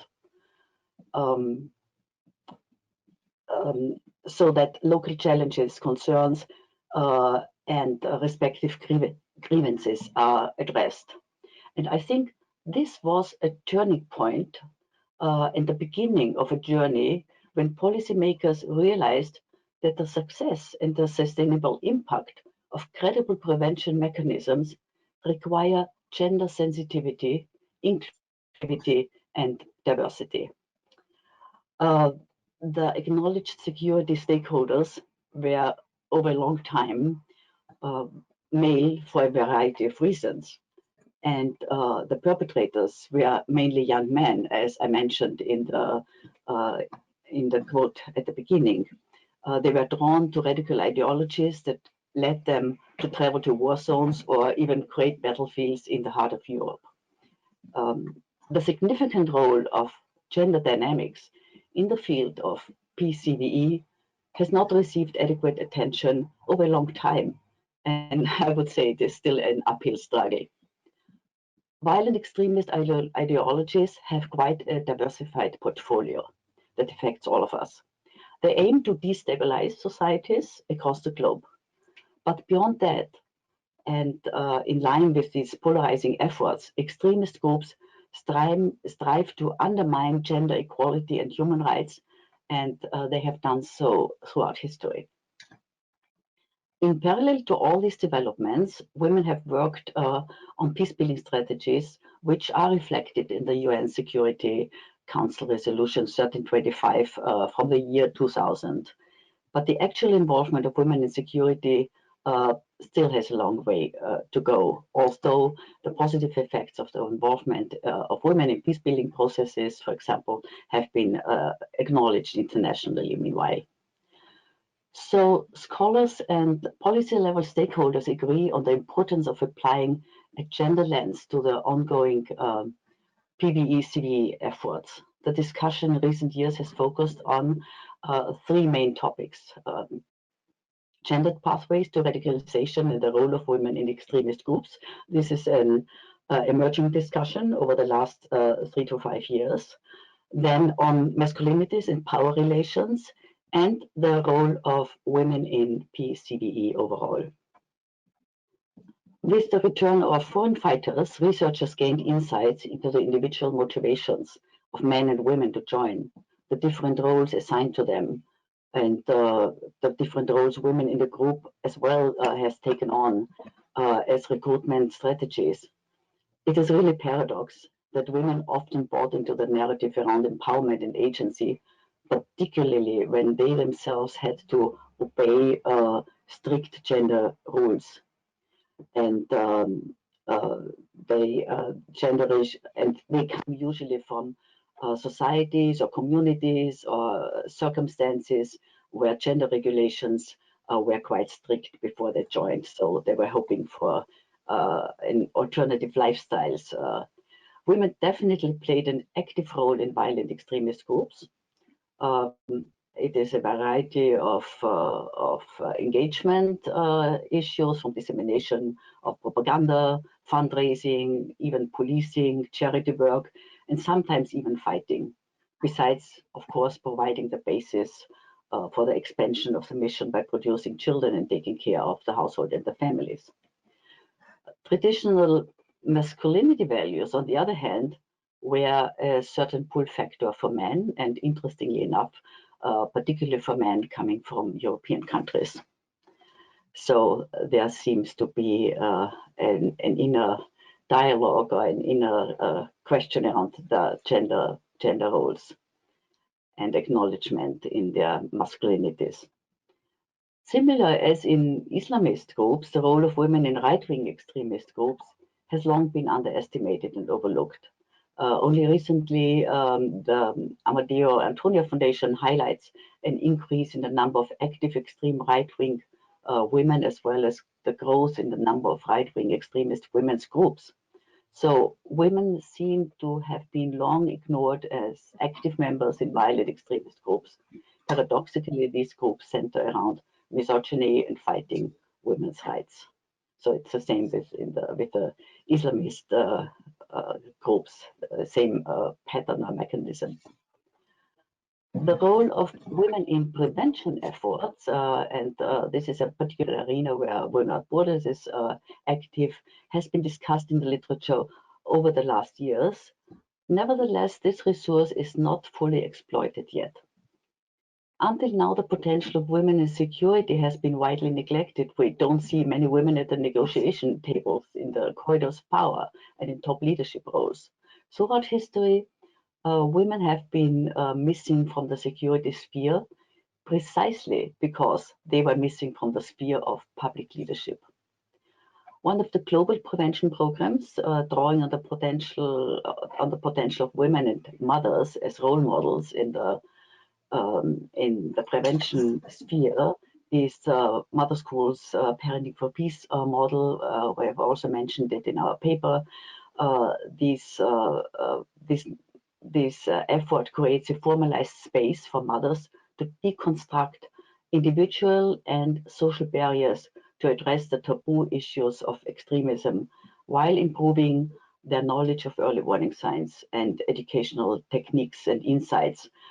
So I do think that we have to focus more on psychology and also on educational efforts, building up the confidence of particular emerging female leaders in the space. So mother schools facilitate collective strategizing to effectively counter radical influences in children, in the families, and communities at large. It is an inclusive and gender security network of long overlooked women role models. And I think it's really important to note that mothers don't only have the identity as a mother, as a woman. They come as community members, colleagues, they work as teachers, nurses, they work in administration. So they are multipliers in the space when they go out with newly acquired insights, with the trust in their competence, and they start disseminating these messages and raise their voices. So I would say that inclusivity also at the grassroots is a key prevention tool to reach the neighborhoods, to reach the schools, and to reach across the workspaces and workplaces. Of course, talking about gender, with a view to engage and enlist fathers as agents of peace, corresponding father schools have already been pioneered and are currently implemented in Germany and in Austria, and will soon start in Belgium. So the fathers are the missing puzzle piece in a family-oriented and gender-sensitive whole of community security approach. I want to highlight the essential pieces of a gender-sensitive approach based on the literature and our experience in the field, which spans over 10 years now, and the work across 16 countries. In order to fully realize their potential, women need to be trained and empowered to challenge violent extremism by taking the lead, be it in the families, in the communities, and at the policy and decision-making level. So competence and confidence training are the building block for this. A gender-sensitive PCV approach needs to work from bottom up and empower the female leaders on the ground and support emerging leadership at the individual, the community, and also, of course, the global levels. We need to continuously introduce the idea of family members as first line of defense against extremism in their homes and in the communities where the problems usually start and need to be addressed at the earliest. So finally, I would like to come to some select recommendations. First, regarding the policy level. Policies should involve and support the empowerment and equality of women, both in the private and in the public sphere. Women can only exert their power in PCVE when their voices are heard. Women as well as men must step up as security allies in their respective capacities in their daily contexts. So gender, secondly, as a cost-cutting perspective within CVE efforts, should be an integral part in a whole-of-community approach. Tackling existing and harmful gender norms requires a safe space and trust, best created by civil society. So I do think these are the essential and the basics we need for a prevention strategy that works, create safe spaces and work on the trust within the communities. On the practitioners level, the recommendation would address programs that include both men and women to support alliances and foster partnerships between men and women in promoting transformative masculinities and feminities. So working on traditional gender roles and starting an empowering dialogue around these constructs is extremely important. And furthermore, gendered PCVE programming needs to be context and location specific and must take into account that local masculinities, feminities, and power relations matter. So to wrap up, I would say that resilient, inclusive communities are the foundation of our peaceful societies. We need the broadest possible networks of women, of men, of youth, both girls and boys, to create trusted networks to overcome stigma, fear, and isolation in families and communities. So thank you very much. Thank you, Edith. Thank you very much for your interesting presentation, which is associated with a contribution in one of the two publications. Sergio Bianchi, the floor is yours for your presentation about the ethical and societal dimension of PCV interventions. Thank you. I am an Orientalist specialized in Islamic law and working in the field of counterterrorism since a long time. Well, I'm happy to be here today because today is the day in which the committee will publish the report on the rule of the law, which is a very important topic in relation to the argument that we're going to discuss today. Because one of the questions is to which extent counter-radicalization practices are in line with the rule of the law. And I'm particularly grateful to Elcano and to our consortium today, also because this probably will be one of the last opportunity to discuss about radicalization within Horizon projects, considering that the program for the next 2 years will not include the topic of radicalization within the security approaches.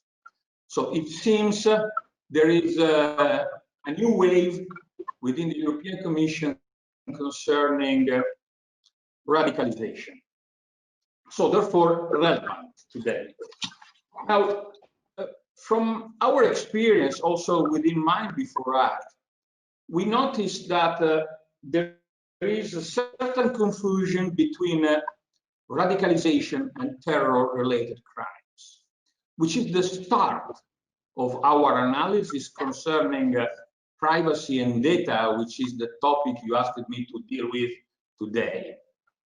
Confusion because radicalization is not a crime, but is legally protected by international laws.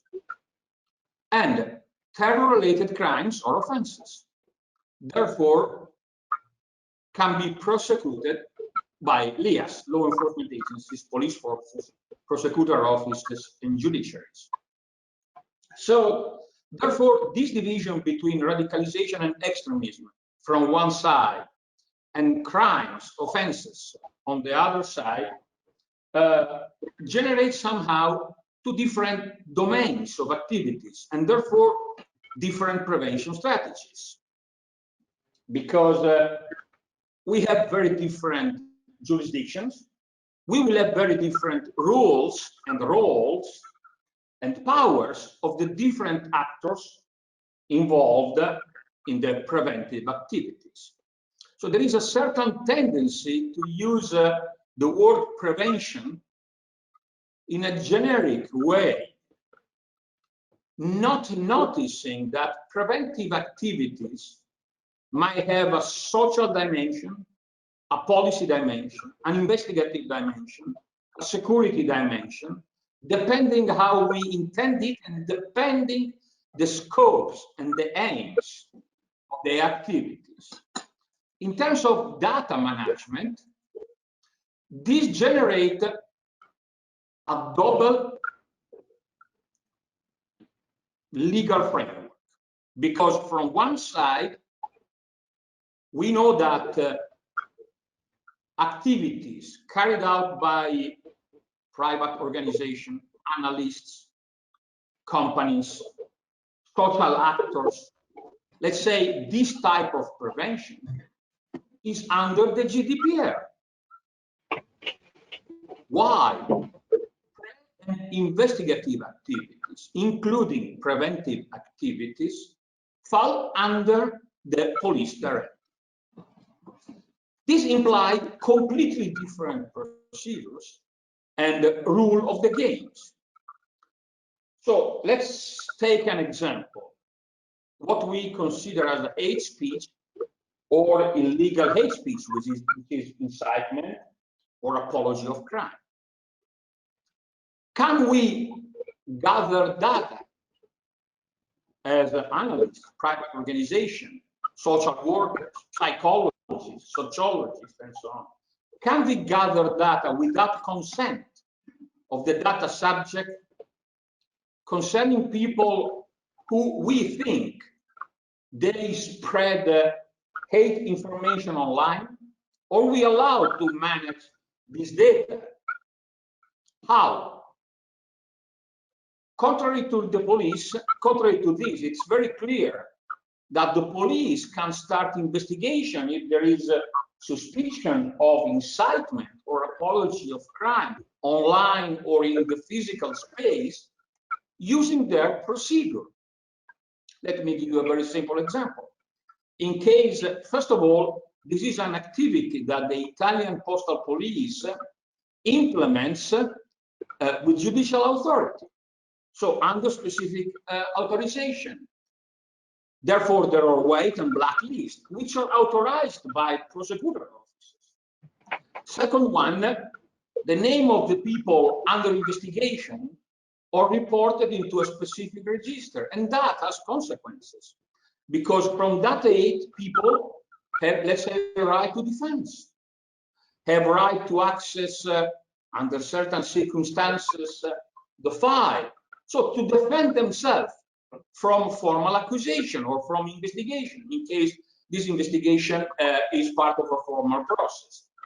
The procedure is completely different if you are, let's say, a counter-radicalization organization who is looking for potential radicals online, and they are gathering data. So one of the key points we have to face while discussing of counter-radicalization in the physical space, or particularly within internet, using OSINT programs, or as we have seen growing in these years, structural professional judgments tool, which are widely used by different organizations at national level. In both cases, we have to clearly understand what do we do with the data. how do we use the data and why? Why are we profiling individuals? So profiling is defined as any form of automated processing of personal data, consisting of the use of personal data to evaluate certain personal aspects related to a natural person, in particular to analyze or predict aspects concerning that natural person's performance at work, economic situation, health, personal preferences, interest, reliability, behavior, location or movement. So this is Article 4 of the police directive. Now, considering the special mandate of LIAS, LIAS can derogate from the GDPR. But also for LIAS, there are specific conditions parallel to Article 11 of the GDPR, which are required in order to apply these powers. So the crime investigated must have a legal basis in the national or European law. Any limitation of the fundamental rights must be stipulated by law and must meet the standards of clarity, predictability, and quality, meaning that the public have access to it and it is sufficiently clear and precise for the public to understand in application and consequences. So precondition number one, in order to carry out this type of profiling, which is possible only for police forces, there must be clear basis in the national and European law. Unfortunately, radicalization is not an offense in any European country, not even in the new European Directive 541, which deal with new terror-related crimes. The profiling must have a legitimate aim, meaning the scope must be legally valid and appropriate, set out in the law and limited. It must relate to national security, health, public order, or crime prevention. Again, we go back to the legal basis. Must be necessary, meaning indispensable to achieving the purpose set by the law. The processing of personal data should be limited to what is necessary for the purpose for which the data were collected. We know that there are some European countries which can keep data without limits. This is one of the problems we need to face in the next future concerning the evaluation of the counter-radicalization preventive activities. The profiling activities must be proportionate. A fair balance between the purposes and the means of the preventive and investigative activities is necessary. The jurisprudence of the European Court of Human Rights, but also the national legislation in this direction are both very clear, and serious measures have been taken against public and private organizations using, let's say, housing tool or special investigative tools or other type of activities outside the legal framework. So this clearly now pose a problem, a technical problem, for what concern how do we do counter-radicalization activities? Because it is clear that we can use SPG tools, structured professional judgments like Vera to all these tools, if the guy involved, the individuals involved, give us the consent to it. We can apply what is called disengagement measures if the people involved voluntarily, willingly decide to enter in the programs. Unfortunately, in some European countries, we are going into a different direction. considering intelligence-led risk assessments analysis, we pretend to apply judiciary measures after release, which is something not very easy within the European regulation. So considering this framework, I don't want to insist too much on this aspect. There are three elements we should consider. The first element is that the police is the police, and they do their job of preventing crime, arresting people, and so on. Doing it within the national penal procedures, under the supervision, because they are executive agencies, under the supervision of judiciary powers. And we appreciate the role when they do their activities in this context. And we know exactly, and we want the police to be equipped with advanced tools, like OSINT tools. And there is a bunch of products in this direction that the police forces can use. New, very important tools that can support the preventive and investigative activities of the police in this direction, within the legal framework. Because if we trespass the legal and fair framework, as we know from some international and European events, Black Lives Matter, the number of growing right-wing radicals among special units of military forces and police forces in Germany. This is a risk highlighted by the intelligence service. So we risk to generate what it is usually called mutual radicalization and phenomena of polarization. So an evaluation is needed to understand why some European countries are dramatically affected by terror-related attacks and crimes, having a strong regulation in this field and strong security measures in place, while other countries have a less level of risk with a different approach to the problem. Second question, quite important one. We need to understand from a legal first and ethical perspective then what happened with the quantities of data collected under prevent programs, under the different forms of prevent programs, security houses, info houses, and so on. Because it's very clear to me what is a legal process managed also by the intelligence or by intelligence-led police approaches. We have in Italy an institution called CASA, an institution regulated and established by the Italian Presidency of the Council, which gathered together intelligence agencies and police forces, the 4 Italian police forces. They are allowed to manage information, but then the information enters into a real, clear procedural dimension.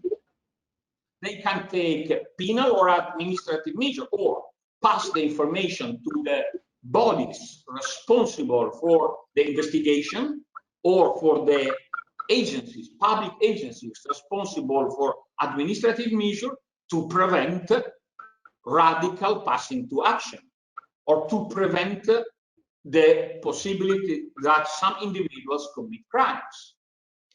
We know that the radical observation, let's say within prison, cannot change the de-radicalization or cannot change the rehabilitation program of the inmates because it's a new criminal offense. It's not something which can change the program authorized by the surveillance judges. Now the question is, what happens in other countries today? To which extent these new approaches de-jurisdictionalized or in line with the rule of the law, with the report, with the NAS report that Commissioner Didier is going to publish today. what happened to this data? What is the legitimacy of police forces to gather and keep data which don't have a penal relevance? So this is an ethical issue, and I think these two components, the risk of mutual radicalization and polarization, and the risk of mismanagement of data, is at the centers of both the development of new tools to prevent radicalization and the methodologies to be adopted to prevent radicalization. This part, in my opinion, is the future of the research in this field. Thank you.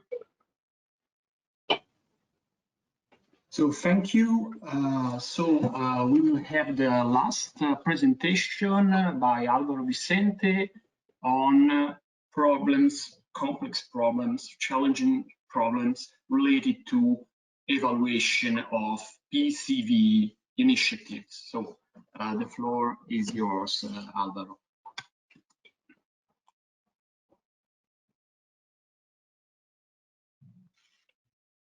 So we have some technical problems. We cannot hear you. Okay. Now? Yeah. Perfect. Okay. Thank you. Thank you, Francesco, for your introduction.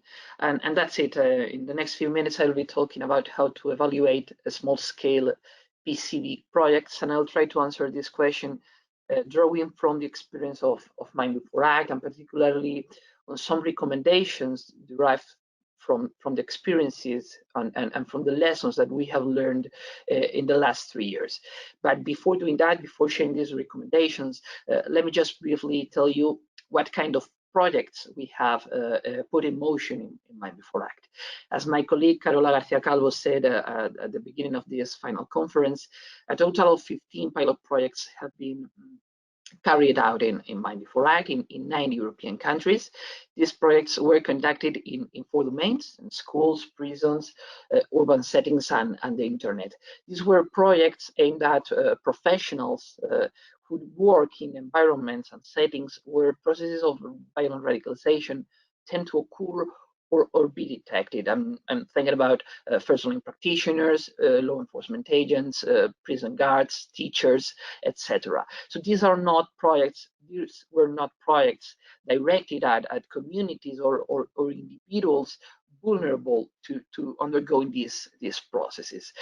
In order to ensure that our interventions had the most significant professional impact, we involved the end users, these professionals, alongside other relevant actors, in the design of the outcomes of our interventions. So we used needs assessment methodologies and techniques in order to identify their priorities, their requirements, and to design interventions that address them. So their identified needs resulted in different kinds of projects. Some of them had a more training purpose. So we conducted capacity building programs or awareness raising interventions, but we also developed more practically oriented projects. We designed guidelines and instruments or protocols and structures to manage cases of individuals radicalized, or to coordinate actors who are involved in this task.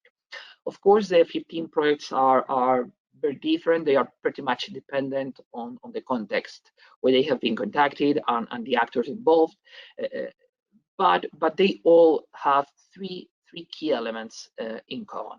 They are all low-budget projects conducted in short time horizons and led by implementing agents with limited expertise in this field of practical activity in PCV. So these 3 circumstances determine to a large extent how the projects have been conducted, evaluated, because all of them were subjected to internal evaluation. This means that the evaluators were the same people who were responsible for conceptualizing the intervention and developing So, well, that said, how did we evaluate the project? What were the lessons that we learned?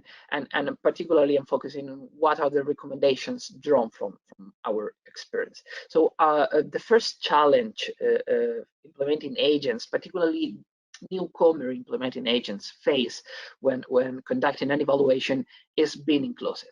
And our recommendation is, of course, that a good evaluation, a sound evaluation, must involve during the whole process all actors that are related to a certain extent with the project. So in order to be inclusive, the evaluation must reflect the priorities and the concerns of a wide variety of actors. So when establishing the goals and the criteria for the evaluation, we need to take into consideration the needs of the end users, the needs of all individuals and groups that are directly or indirectly benefited from the project. Of course, I'm thinking about the end users, but also local communities, civil society organizations.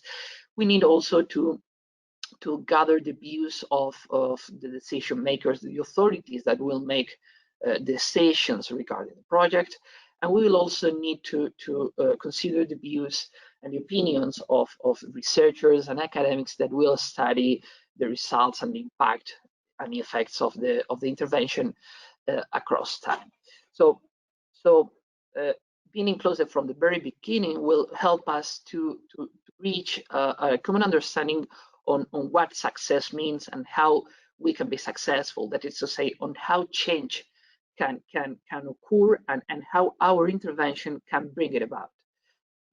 There are many reasons why conducting an inclusive evaluation is advisable, but I will emphasize three main reasons based on the experience of MINDb4ACT implementing agents. Being inclusive helps and facilitates the data collection. It also makes the analysis and the results more sound, because it gives the opportunity for stakeholders and relevant actors to provide useful insights that will be useful during the analysis of the results. And thirdly, finally, a third reason why an inclusive evaluation is advisable is because it will ensure that the results of the evaluation will be taken into consideration by the decision makers. Our second recommendation is being pragmatic, setting realistic goals and managing expectations.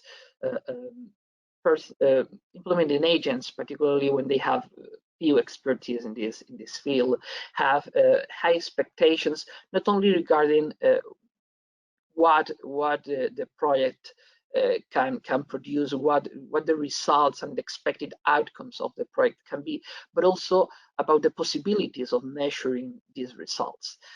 But we have to bear in mind that our interventions, our projects, aim to have and aim to produce changes that entail not only cognitive modifications but also behavioral ones.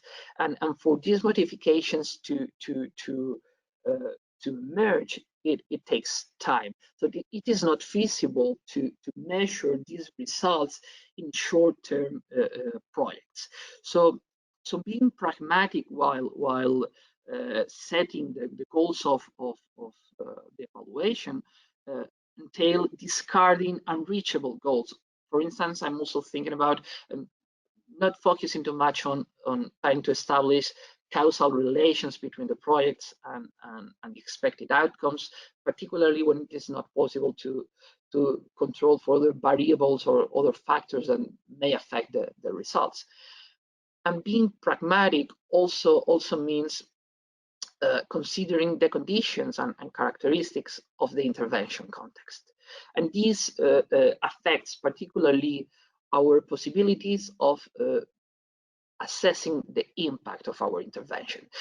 Because even in contexts where radicalization seems to occur more frequently, such as, for instance, prisons, the real possibilities of measuring an intervention impacts are reduced, because there tend to be rather few cases in which professionals can apply the competencies they have acquired or the tools they have been provided with. So instead of focusing on measuring the impact, it is a good alternative is trying to measure the degree to which the project helped to make progress towards a long-term impact, or alternatively focusing on other criteria, for instance, measuring the relevance of the intervention, whether its design met the needs and the priorities of the users, or whether it was conducted in an effective way. We learned that by setting realistic goals, by being pragmatic, we reduce the pressure on practitioners who are evaluating their own interventions. Some newcomer implementing agents may feel tempted to overemphasize the good results, or even to downplay the bad ones because of fear of reputational costs or other reasons. So being pragmatic ultimately contributes to a trustworthy process. Our third recommendation is being transparent during the process, and of course complying with the ethical regulations.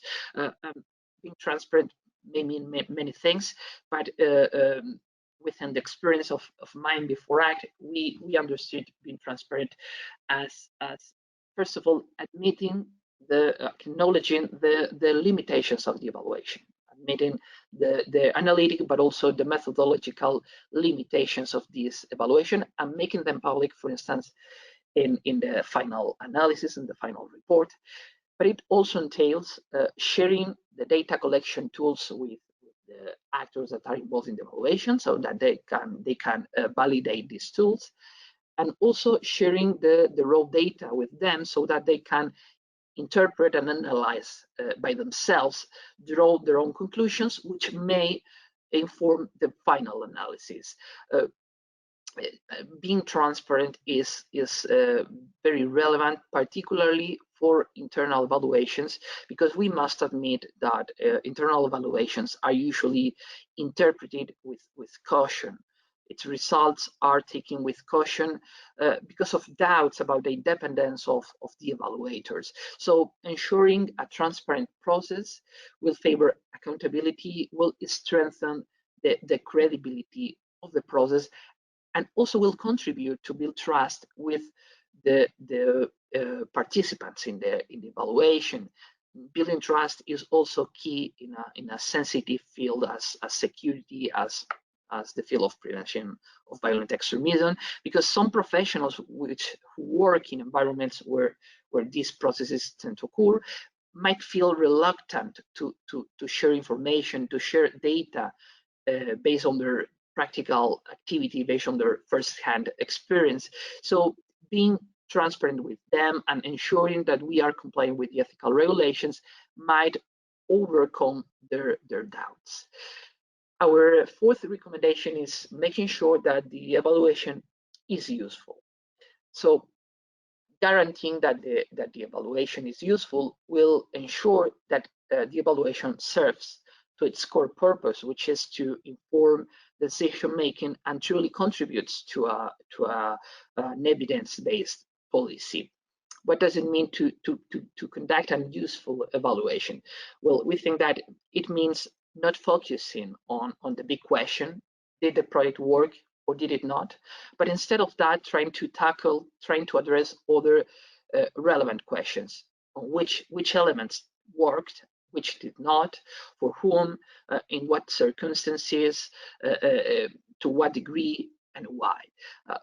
In order to answer those questions, of course, we need to collect segmented data by gender, by professional background, by level of expertise in CVE, but it will help us to gain a comprehensive understanding on how the project worked, a more detailed and analysis, an analytic understanding.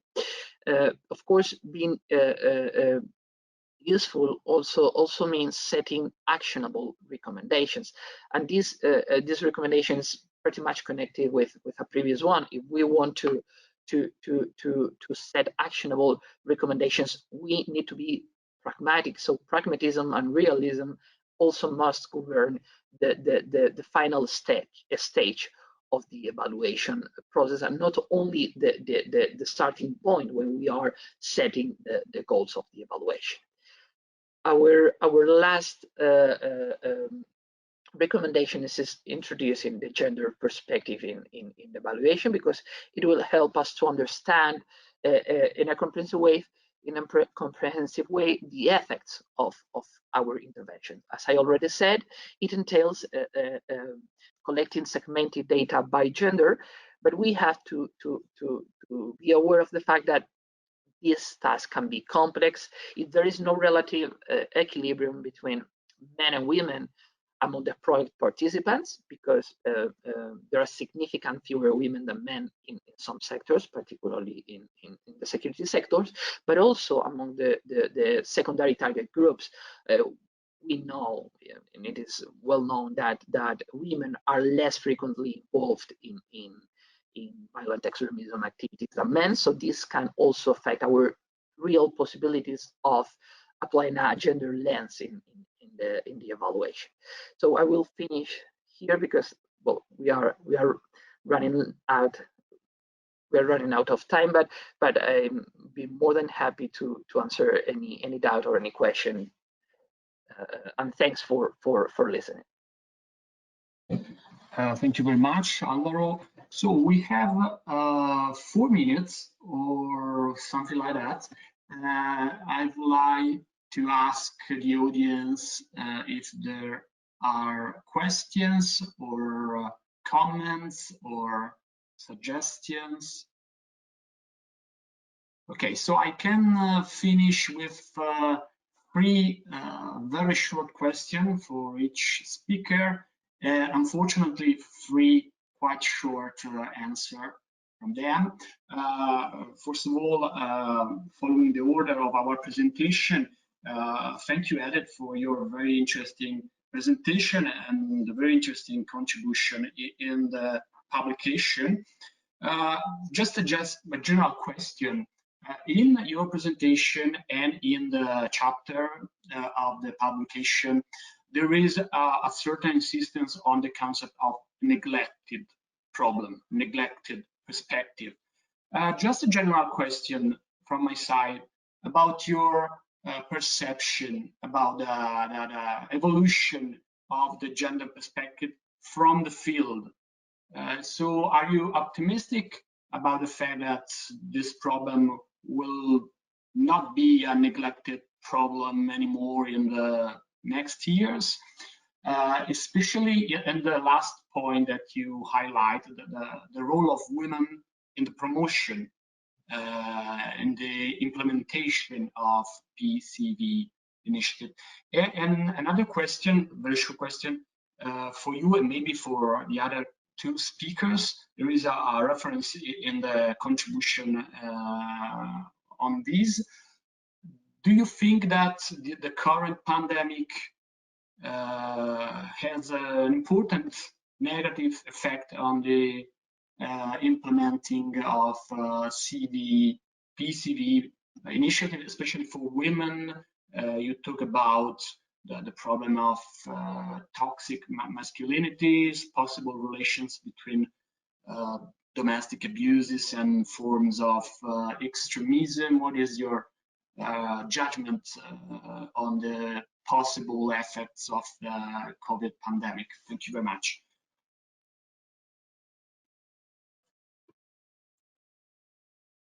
So probably we cannot hear you.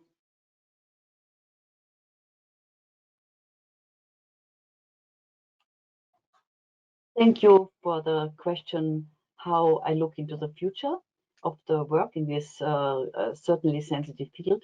I would say I'm cautiously optimistic. I'm very optimistic because we see in our work in the implementation procedures when we work with local stakeholders, with the mobilizers who start the programs on the ground, that there is a certain passion of women rising in the field, and the women are more visible, they are more vocal, they contribute, and we can see in the programs which are women-led, women-focused, civil society-focused, that we see a change of dynamics, the change in the dynamics over time. And I agree what we have just heard about the evaluation process. We should not be so fixed on the big questions, how we solve the big issue. You know, we have to break it down and deconstruct it and build up, as I mentioned in my presentation, a security pyramid from bottom up, where the stakeholders who are actually involved in a daily basis with these questions of potential radicalization, toxic ideologies from all sides, from the whole spectrum, where they are included, where those who are in the closest proximity of the problems, and those are indeed family members, how they can become potential stop factors. So I do think that we have kind of covered quite some ground, and certainly policy shapers were helpful, community agents were helpful. So I'm optimistic, I would say. Thank you very much, Edith. Just a short question for Sergio Bianchi. What is your idea of the relation between ethical issues and security issues? Is it a trade-off? So if we have improvement in terms of ethical issues, we will have some form of deterioration of security concern, or is it possible to have improvements on both sides? Well, for sure, improvements for both sides are necessary in addition to pursuit. What we need are highly specialized police forces. That's the first point. We need highly specialized police forces capable of addressing new terror-related crimes, because the legislation on terrorism evolved, giving new duties to the police forces. We cannot address these new duties with traditional police approaches. No matter what is the policy model adopted at national level, community police, intelligence-led police, and so on and so on. However, this model has to do with the constitution of the country, and therefore it's extremely important to be clear about that. But the point is, we need highly specialized police forces. What we have seen in these days in America is shaming. Police forces unable to deal with normal public order problems, they generate huge risks for the whole society. They generate polarization, they generate new forms of radicalization, they generate huge problems. So the macro factors needs to be addressed properly. Second one, some special categories of private organization, on civil organization, which play specific role in prevention in relation to the legal assets you want to protect. This is the model of the situational crime prevention. So let's say families, they play a very important role as guardians for vulnerable individuals. That's very clear. They cannot be policemen. They not necessarily have to do with police or intelligence. In some cases, the prevent model, they make terrible disasters if they exchange information on their kids with police forces. On the other hand, they are guardians. But the same for private agencies. The Ansbach attack has been prevented by a private police who was checking the entrance ticket in the concert. The attack in Bellinzona, where I am, here in Switzerland, by a 19-year-old guy, has been prevented by the friends of the guy and the teacher who informed the police. So these are examples where a proper approach of guardians, handlers, and place manager within their jurisdiction, within their roles, can contribute to preventive activities. What we cannot do is to label individual groups and part of the society, women, LGBT, this type. If we do that, we generate terrorism. This is the main problem we have in Europe. Some organizations richly funded by the European Commission run this risk today of not understanding the legal framework. Therefore, their suggestions or paper, expensive color paper, but cannot be translated into activities within the European prisons, within the police mechanism, within the restorative justice, and so on and so on.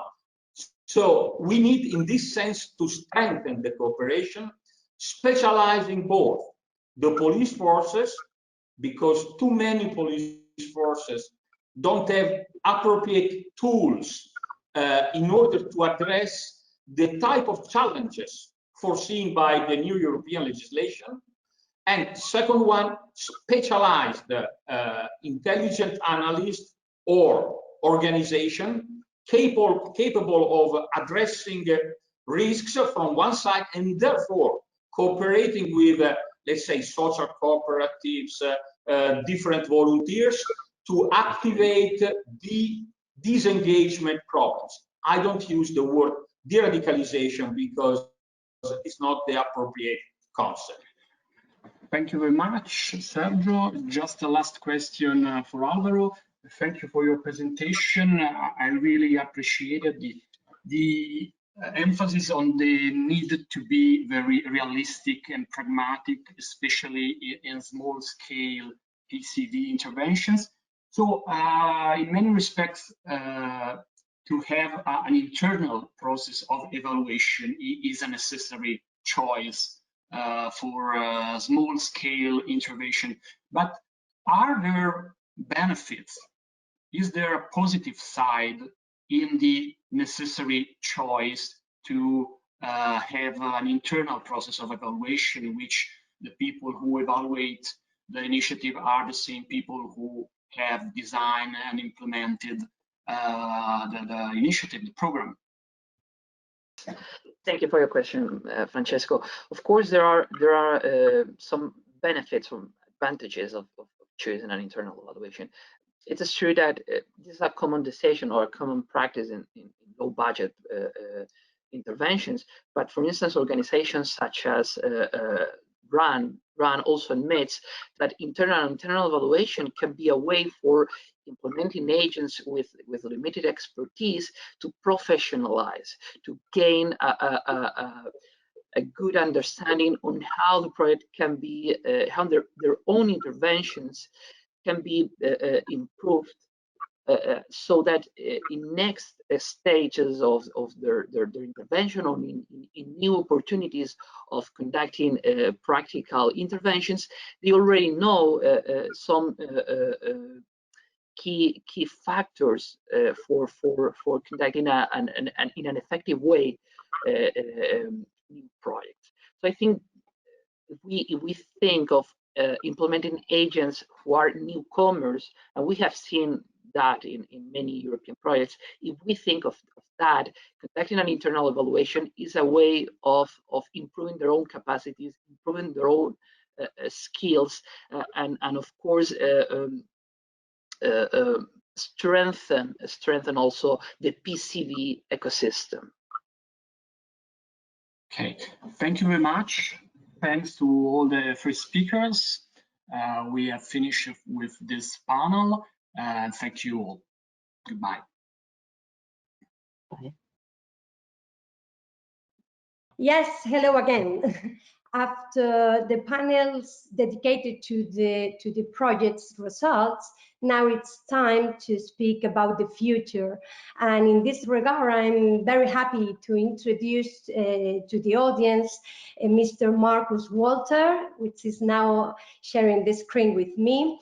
Hello, Marcus, who has been the MINDb4ACT Project Officer for the last 3 years. I sincerely appreciate his availability today because we all know how busy are at the research executive agency at this particular time of the year. So thank you so much, Marcus, for being with us today. As I have already mentioned in the welcome words, Marcus will share with us the future funding and research opportunities in the field of preventing and countering extremism in Europe. So Marcus, again, hello and welcome. And now the floor is yours. Thank you so much. Thank you, Carola. As I'm taking the floor for the first time, can you give me a little sign that you can hear me? Yes. Yes, sure. You can hear me. Okay, good. It's loud enough. Wonderful. I'm sorry because I started without switch on the microphone. Sorry. No problem. So hello, good afternoon, everybody. I apologize that I could join in only for the second panel because in the morning I had another phone conference.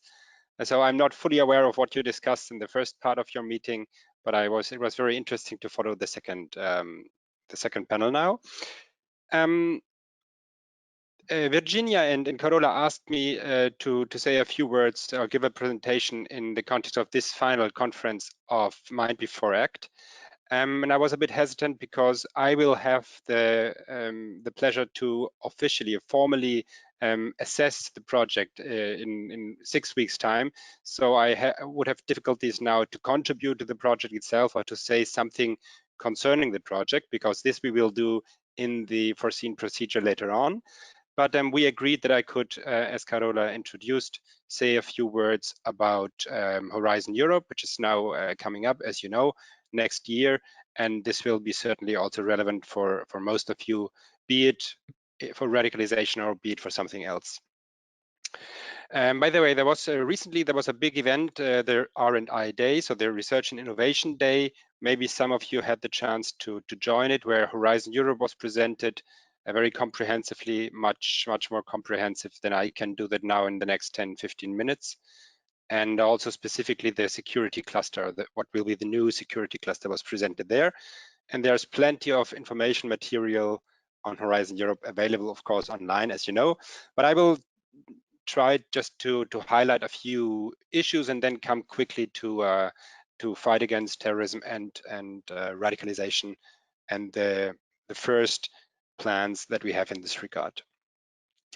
First of all, let me highlight that Horizon Europe will see a significant budget increase as compared to Horizon 2020, although the final figures still depend on the ongoing discussions, as you know, and there's also a huge impact of the COVID-19 crisis, where many funds will also be needed to help. But nevertheless, we expect actually the biggest research program of the European Union that we ever had, and probably the biggest research program that the world has ever seen. Of course, not exclusively for security, but for across the whole board. And large parts, so you will, if you read information about that, you will see, for example, that large parts are reserved for health questions, research on health, that more than 30% is reserved already for climate change. As you know, that the Green Deal is the biggest priority of the Commission. But that does not mean that none of these funds will be available for security, because just to give you an example, there is a clear link between climate change and the impact of climate change and, for example, disaster resilience and disaster management. And you know that disaster management falls within the security call, what we will call in the future the civil security for society.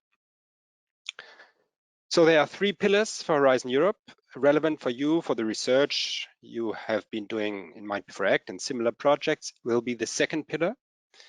50% of the overall funds will go to this second pillar. And the second pillar consists of 6 clusters.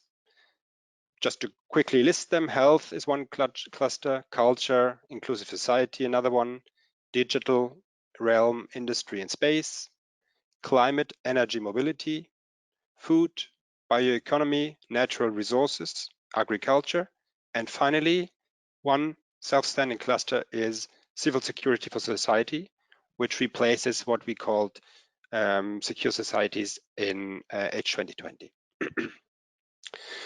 Just to give you a few highlights, which are novelties, which will be novelties in Horizon Europe, although they might not concern you if you continue in research of radicalization, but maybe one day they will concern you. But in any case, I think it's worth mentioning them briefly.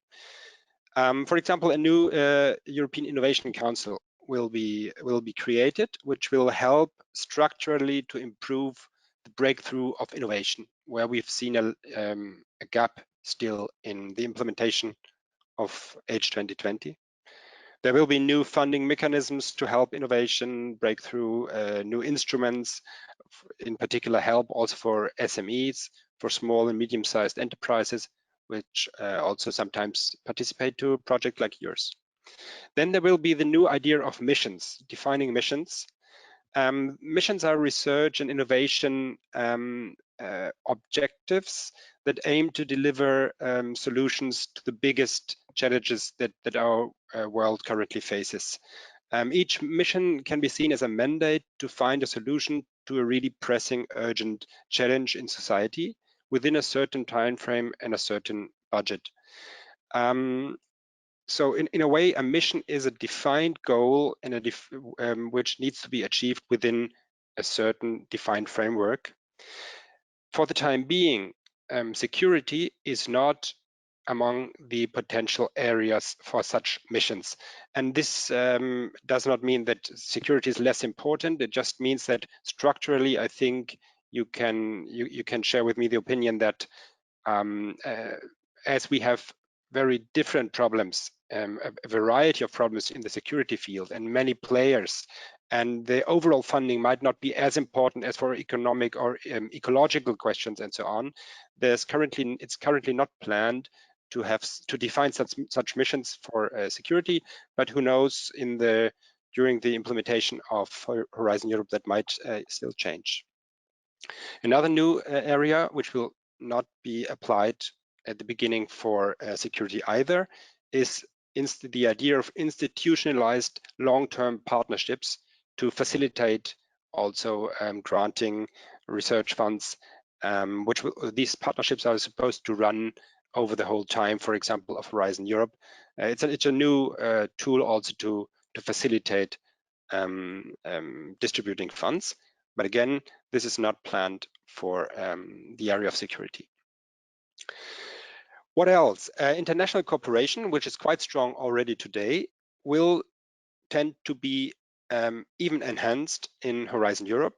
That means that further countries will have the chance to participate, or the ones that participated today might participate under easier conditions. So countries outside the European Union, of course, because the member states anyway are always eligible for participation.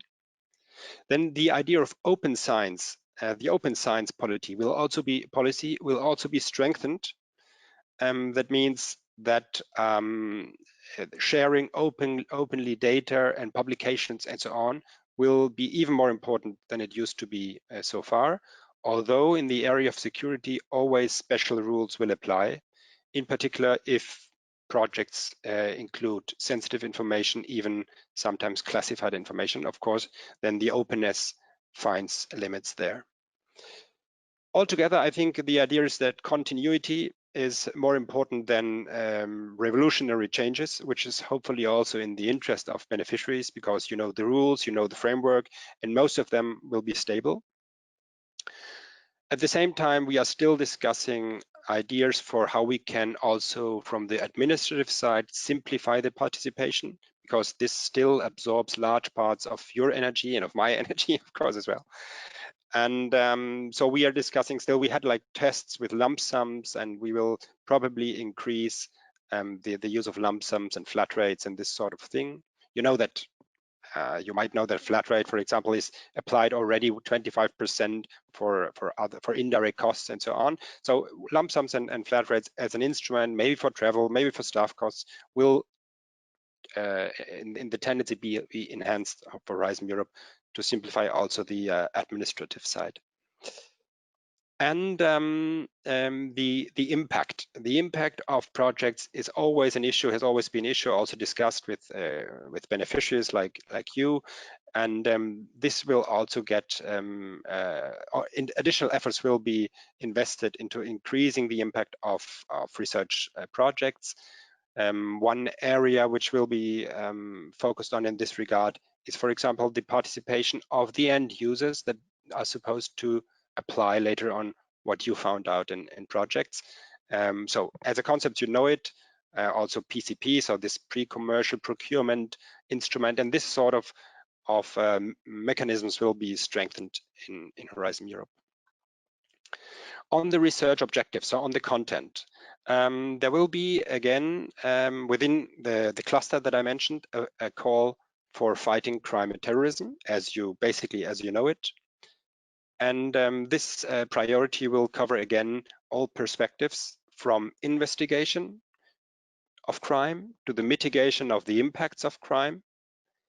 And this will comprise protection of public spaces, for example, might be relevant for violent extremism, or also the CBRN detection instruments and protection. Also forensic tools, of course, will get, or the development of forensic tools will get further funding. But also the human factors, which is, I think, particularly relevant for radicalization research. So the human factors, which means a deeper understanding of how the human and social aspects are relevant for societal changes. And yes, and radicalization certainly falls within this sub area, which will get attention in Horizon Europe as well. And in this area, of course, prevention is like the key word, and in particular, research for prevention for new and emerging types of radicalization and extremism, for example, those resulting from digitalization, which is still an ongoing development and which is still increasing in importance in society as such. So I can definitely say that there is a shared view also within the Commission that it remains a very relevant topic for the foreseeable future, the research on radicalization, and that this will be addressed I think even in the first years of Horizon Europe. Important it is that all future projects build on past research, like on projects as MINDb4ACT and your fellow projects that were funded in the same call, and also previous projects, but not only European funded projects, also national projects and projects research under from other institutions, programs like, or within university research, of course. It's always very important, and we saw a little gap there to strengthen still that research really builds on what is has already been found out. So to give a concrete example, what can be important in the future years under Horizon Europe in radicalization? There is a feeling that research is still missing, maybe also because the phenomenon is rather new, regarding a specific path to radicalization, which is the use of online gaming, which within the subculture of violent extremists. Apparently, these video games are used also for recruitment, and I mean, not the games as such, but predominantly the chat rooms which accompany these video games. Of course, there were many studies in the past that showed that there's no direct link between violence and video games, not only in the area of extremism, also in other related violent crime areas. But there is this new phenomenon or increasing phenomenon of the video games, which are now apparently used increasingly for recruitment and for radicalizing people. So this is one example where research funding is likely in the coming years. Horizontal aspects, let me quickly mention as well. It was touched upon in the second panel by Sergio, for example, that also trainings for law enforcement instruments and the tools and trainings for law enforcement agencies which take into account the legal and ethical background, the legal and ethical rules that law enforcement has to comply with when working on radicalization. This is like a horizontal aspect that will be more important or remain very important. So respecting civil rights within, which are validated, tools that are validated against the specific requirements of law enforcement in this job. Then, of course, what remains important is the multidisciplinary approach, multi-agency, multi-stakeholder approach. You basically know that, and you applied already. And also, what is very important is the feedback from science to security and policymakers. We are developing also independently of Horizon Europe new ideas how we can help projects to specifically prepare some output which can be used also by policymakers, because they are increasingly looking for facts and understanding. In the times of fake news, we should be happy that policymakers have this understanding that they need to rely more and more on science, and that science needs to help them understanding emerging problems or phenomena. Okay, to conclude, let me just quickly mention, and you probably know that already, that there is a bridge between today and Horizon Europe, where we will have the first projects only starting in 22, I guess. But you know that right now we had another call on radicalization, which was closed in August. And this is what Carola mentioned at the beginning. As of next week, we will evaluate the new proposals on this call. Maybe some of the people in the audience even participate to or contributed to proposals that have been submitted. So just to give you a few keywords, which is important in this call, it will certainly sound familiar to most of you. It will focus again on the different pathways into radicalization, into factors influencing the resilience of people to radicalization, with a particular attention to minors. The nexus between violent extremism and other forms of crime is also among the possible foci of the research. Then, of course, online propaganda, use of social media, the evaluation of counter narratives, and also the evaluation of national and local prevention strategies, ideally with measurable indicators for assessing the effectiveness of existing programs, because many counter radicalization programs have already been developed. The gender aspect, as mentioned in your panel as well by Alvaro, I think, and by now I forgot your name, the lady from Women, Edith. Yeah. Yes. So you mentioned that. So this is also on the plate, and it was also highlighted in this call that it's not necessary always to develop new programs, to develop new ideas and new responses and solutions, but also to conduct comparative analysis to assess to what extent existing solutions can be effective. And one idea among all these points is also to leave more liberty to projects. That was not the case in your call 2016, but to leave a bit more liberty to the project, to the proposals, to say what they want to focus on, not to force them to cover everything and then having the risk that they cannot spend the really required time and invest the required effort in particular points that the proposals see as important. And again, the direct use for policymakers is also stressed in the call that was just closed. Okay, we were now completing, or we are about to complete the projects from the 2016 call. You are, in my responsibility at least, the last one that will be completed, and we learned a lot. Also from our side, from the programmers for the Commission, not only about radicalization, but also about how we have to where gaps still exist. It helps for the programming to understand where we can help you or steer the projects still more into certain niches which are not yet where we're still missing insights into the phenomenon of radicalization. And for example, that we saw, we discussed it also with the other project, we might discuss it in November, that the focus of the 2016 call projects often was very much on jihadism. Maybe this changes now. We see now also more activity of the Commission in the area of right-wing terrorism. Anyway, so we have not covered everything with the last projects of 2016, of course, and therefore research continues, and we hope for your continued commitment and contribution in this area. Thanks a lot. That should be it from my side. Thank you so much, Marcus, for such a comprehensive presentation of topics, contents, agenda. It's really useful for all of us. And allow me to say that you mentioned that no revolutionary changes are included, but I'm sure that for all of us, just the same to facilitate the participation of institutions and researchers from the bureaucratic side is a revolutionary change. So thanks a lot for considering this aspect as well, because for all of us, it's very useful to know.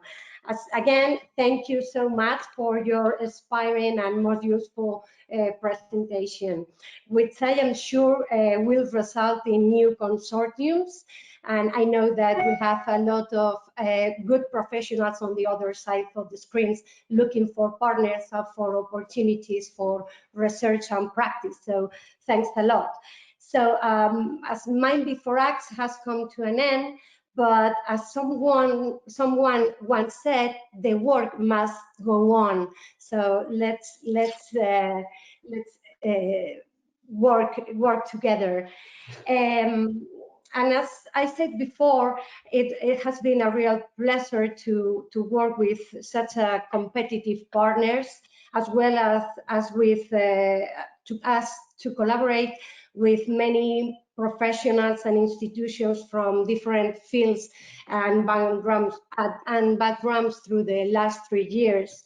I am sure that synergies that have been generated to collaboration will bear fruit in the near future. And Marcus, you have set the scene for this collaboration, future collaboration. Thanks a lot.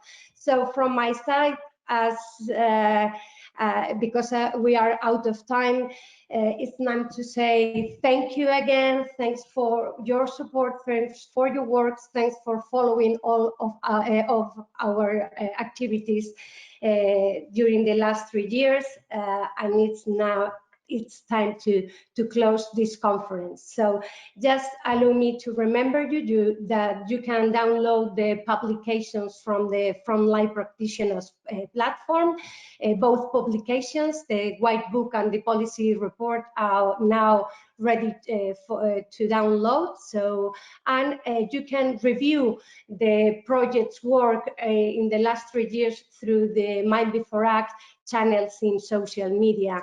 You can access to all of the newsletters, policy brief, learning capsules, etc. So please feel free to review all our work and take advantage for it. So thanks again to all of you. And now the final conference is closed. Thanks a lot. Thank you. Bye-bye.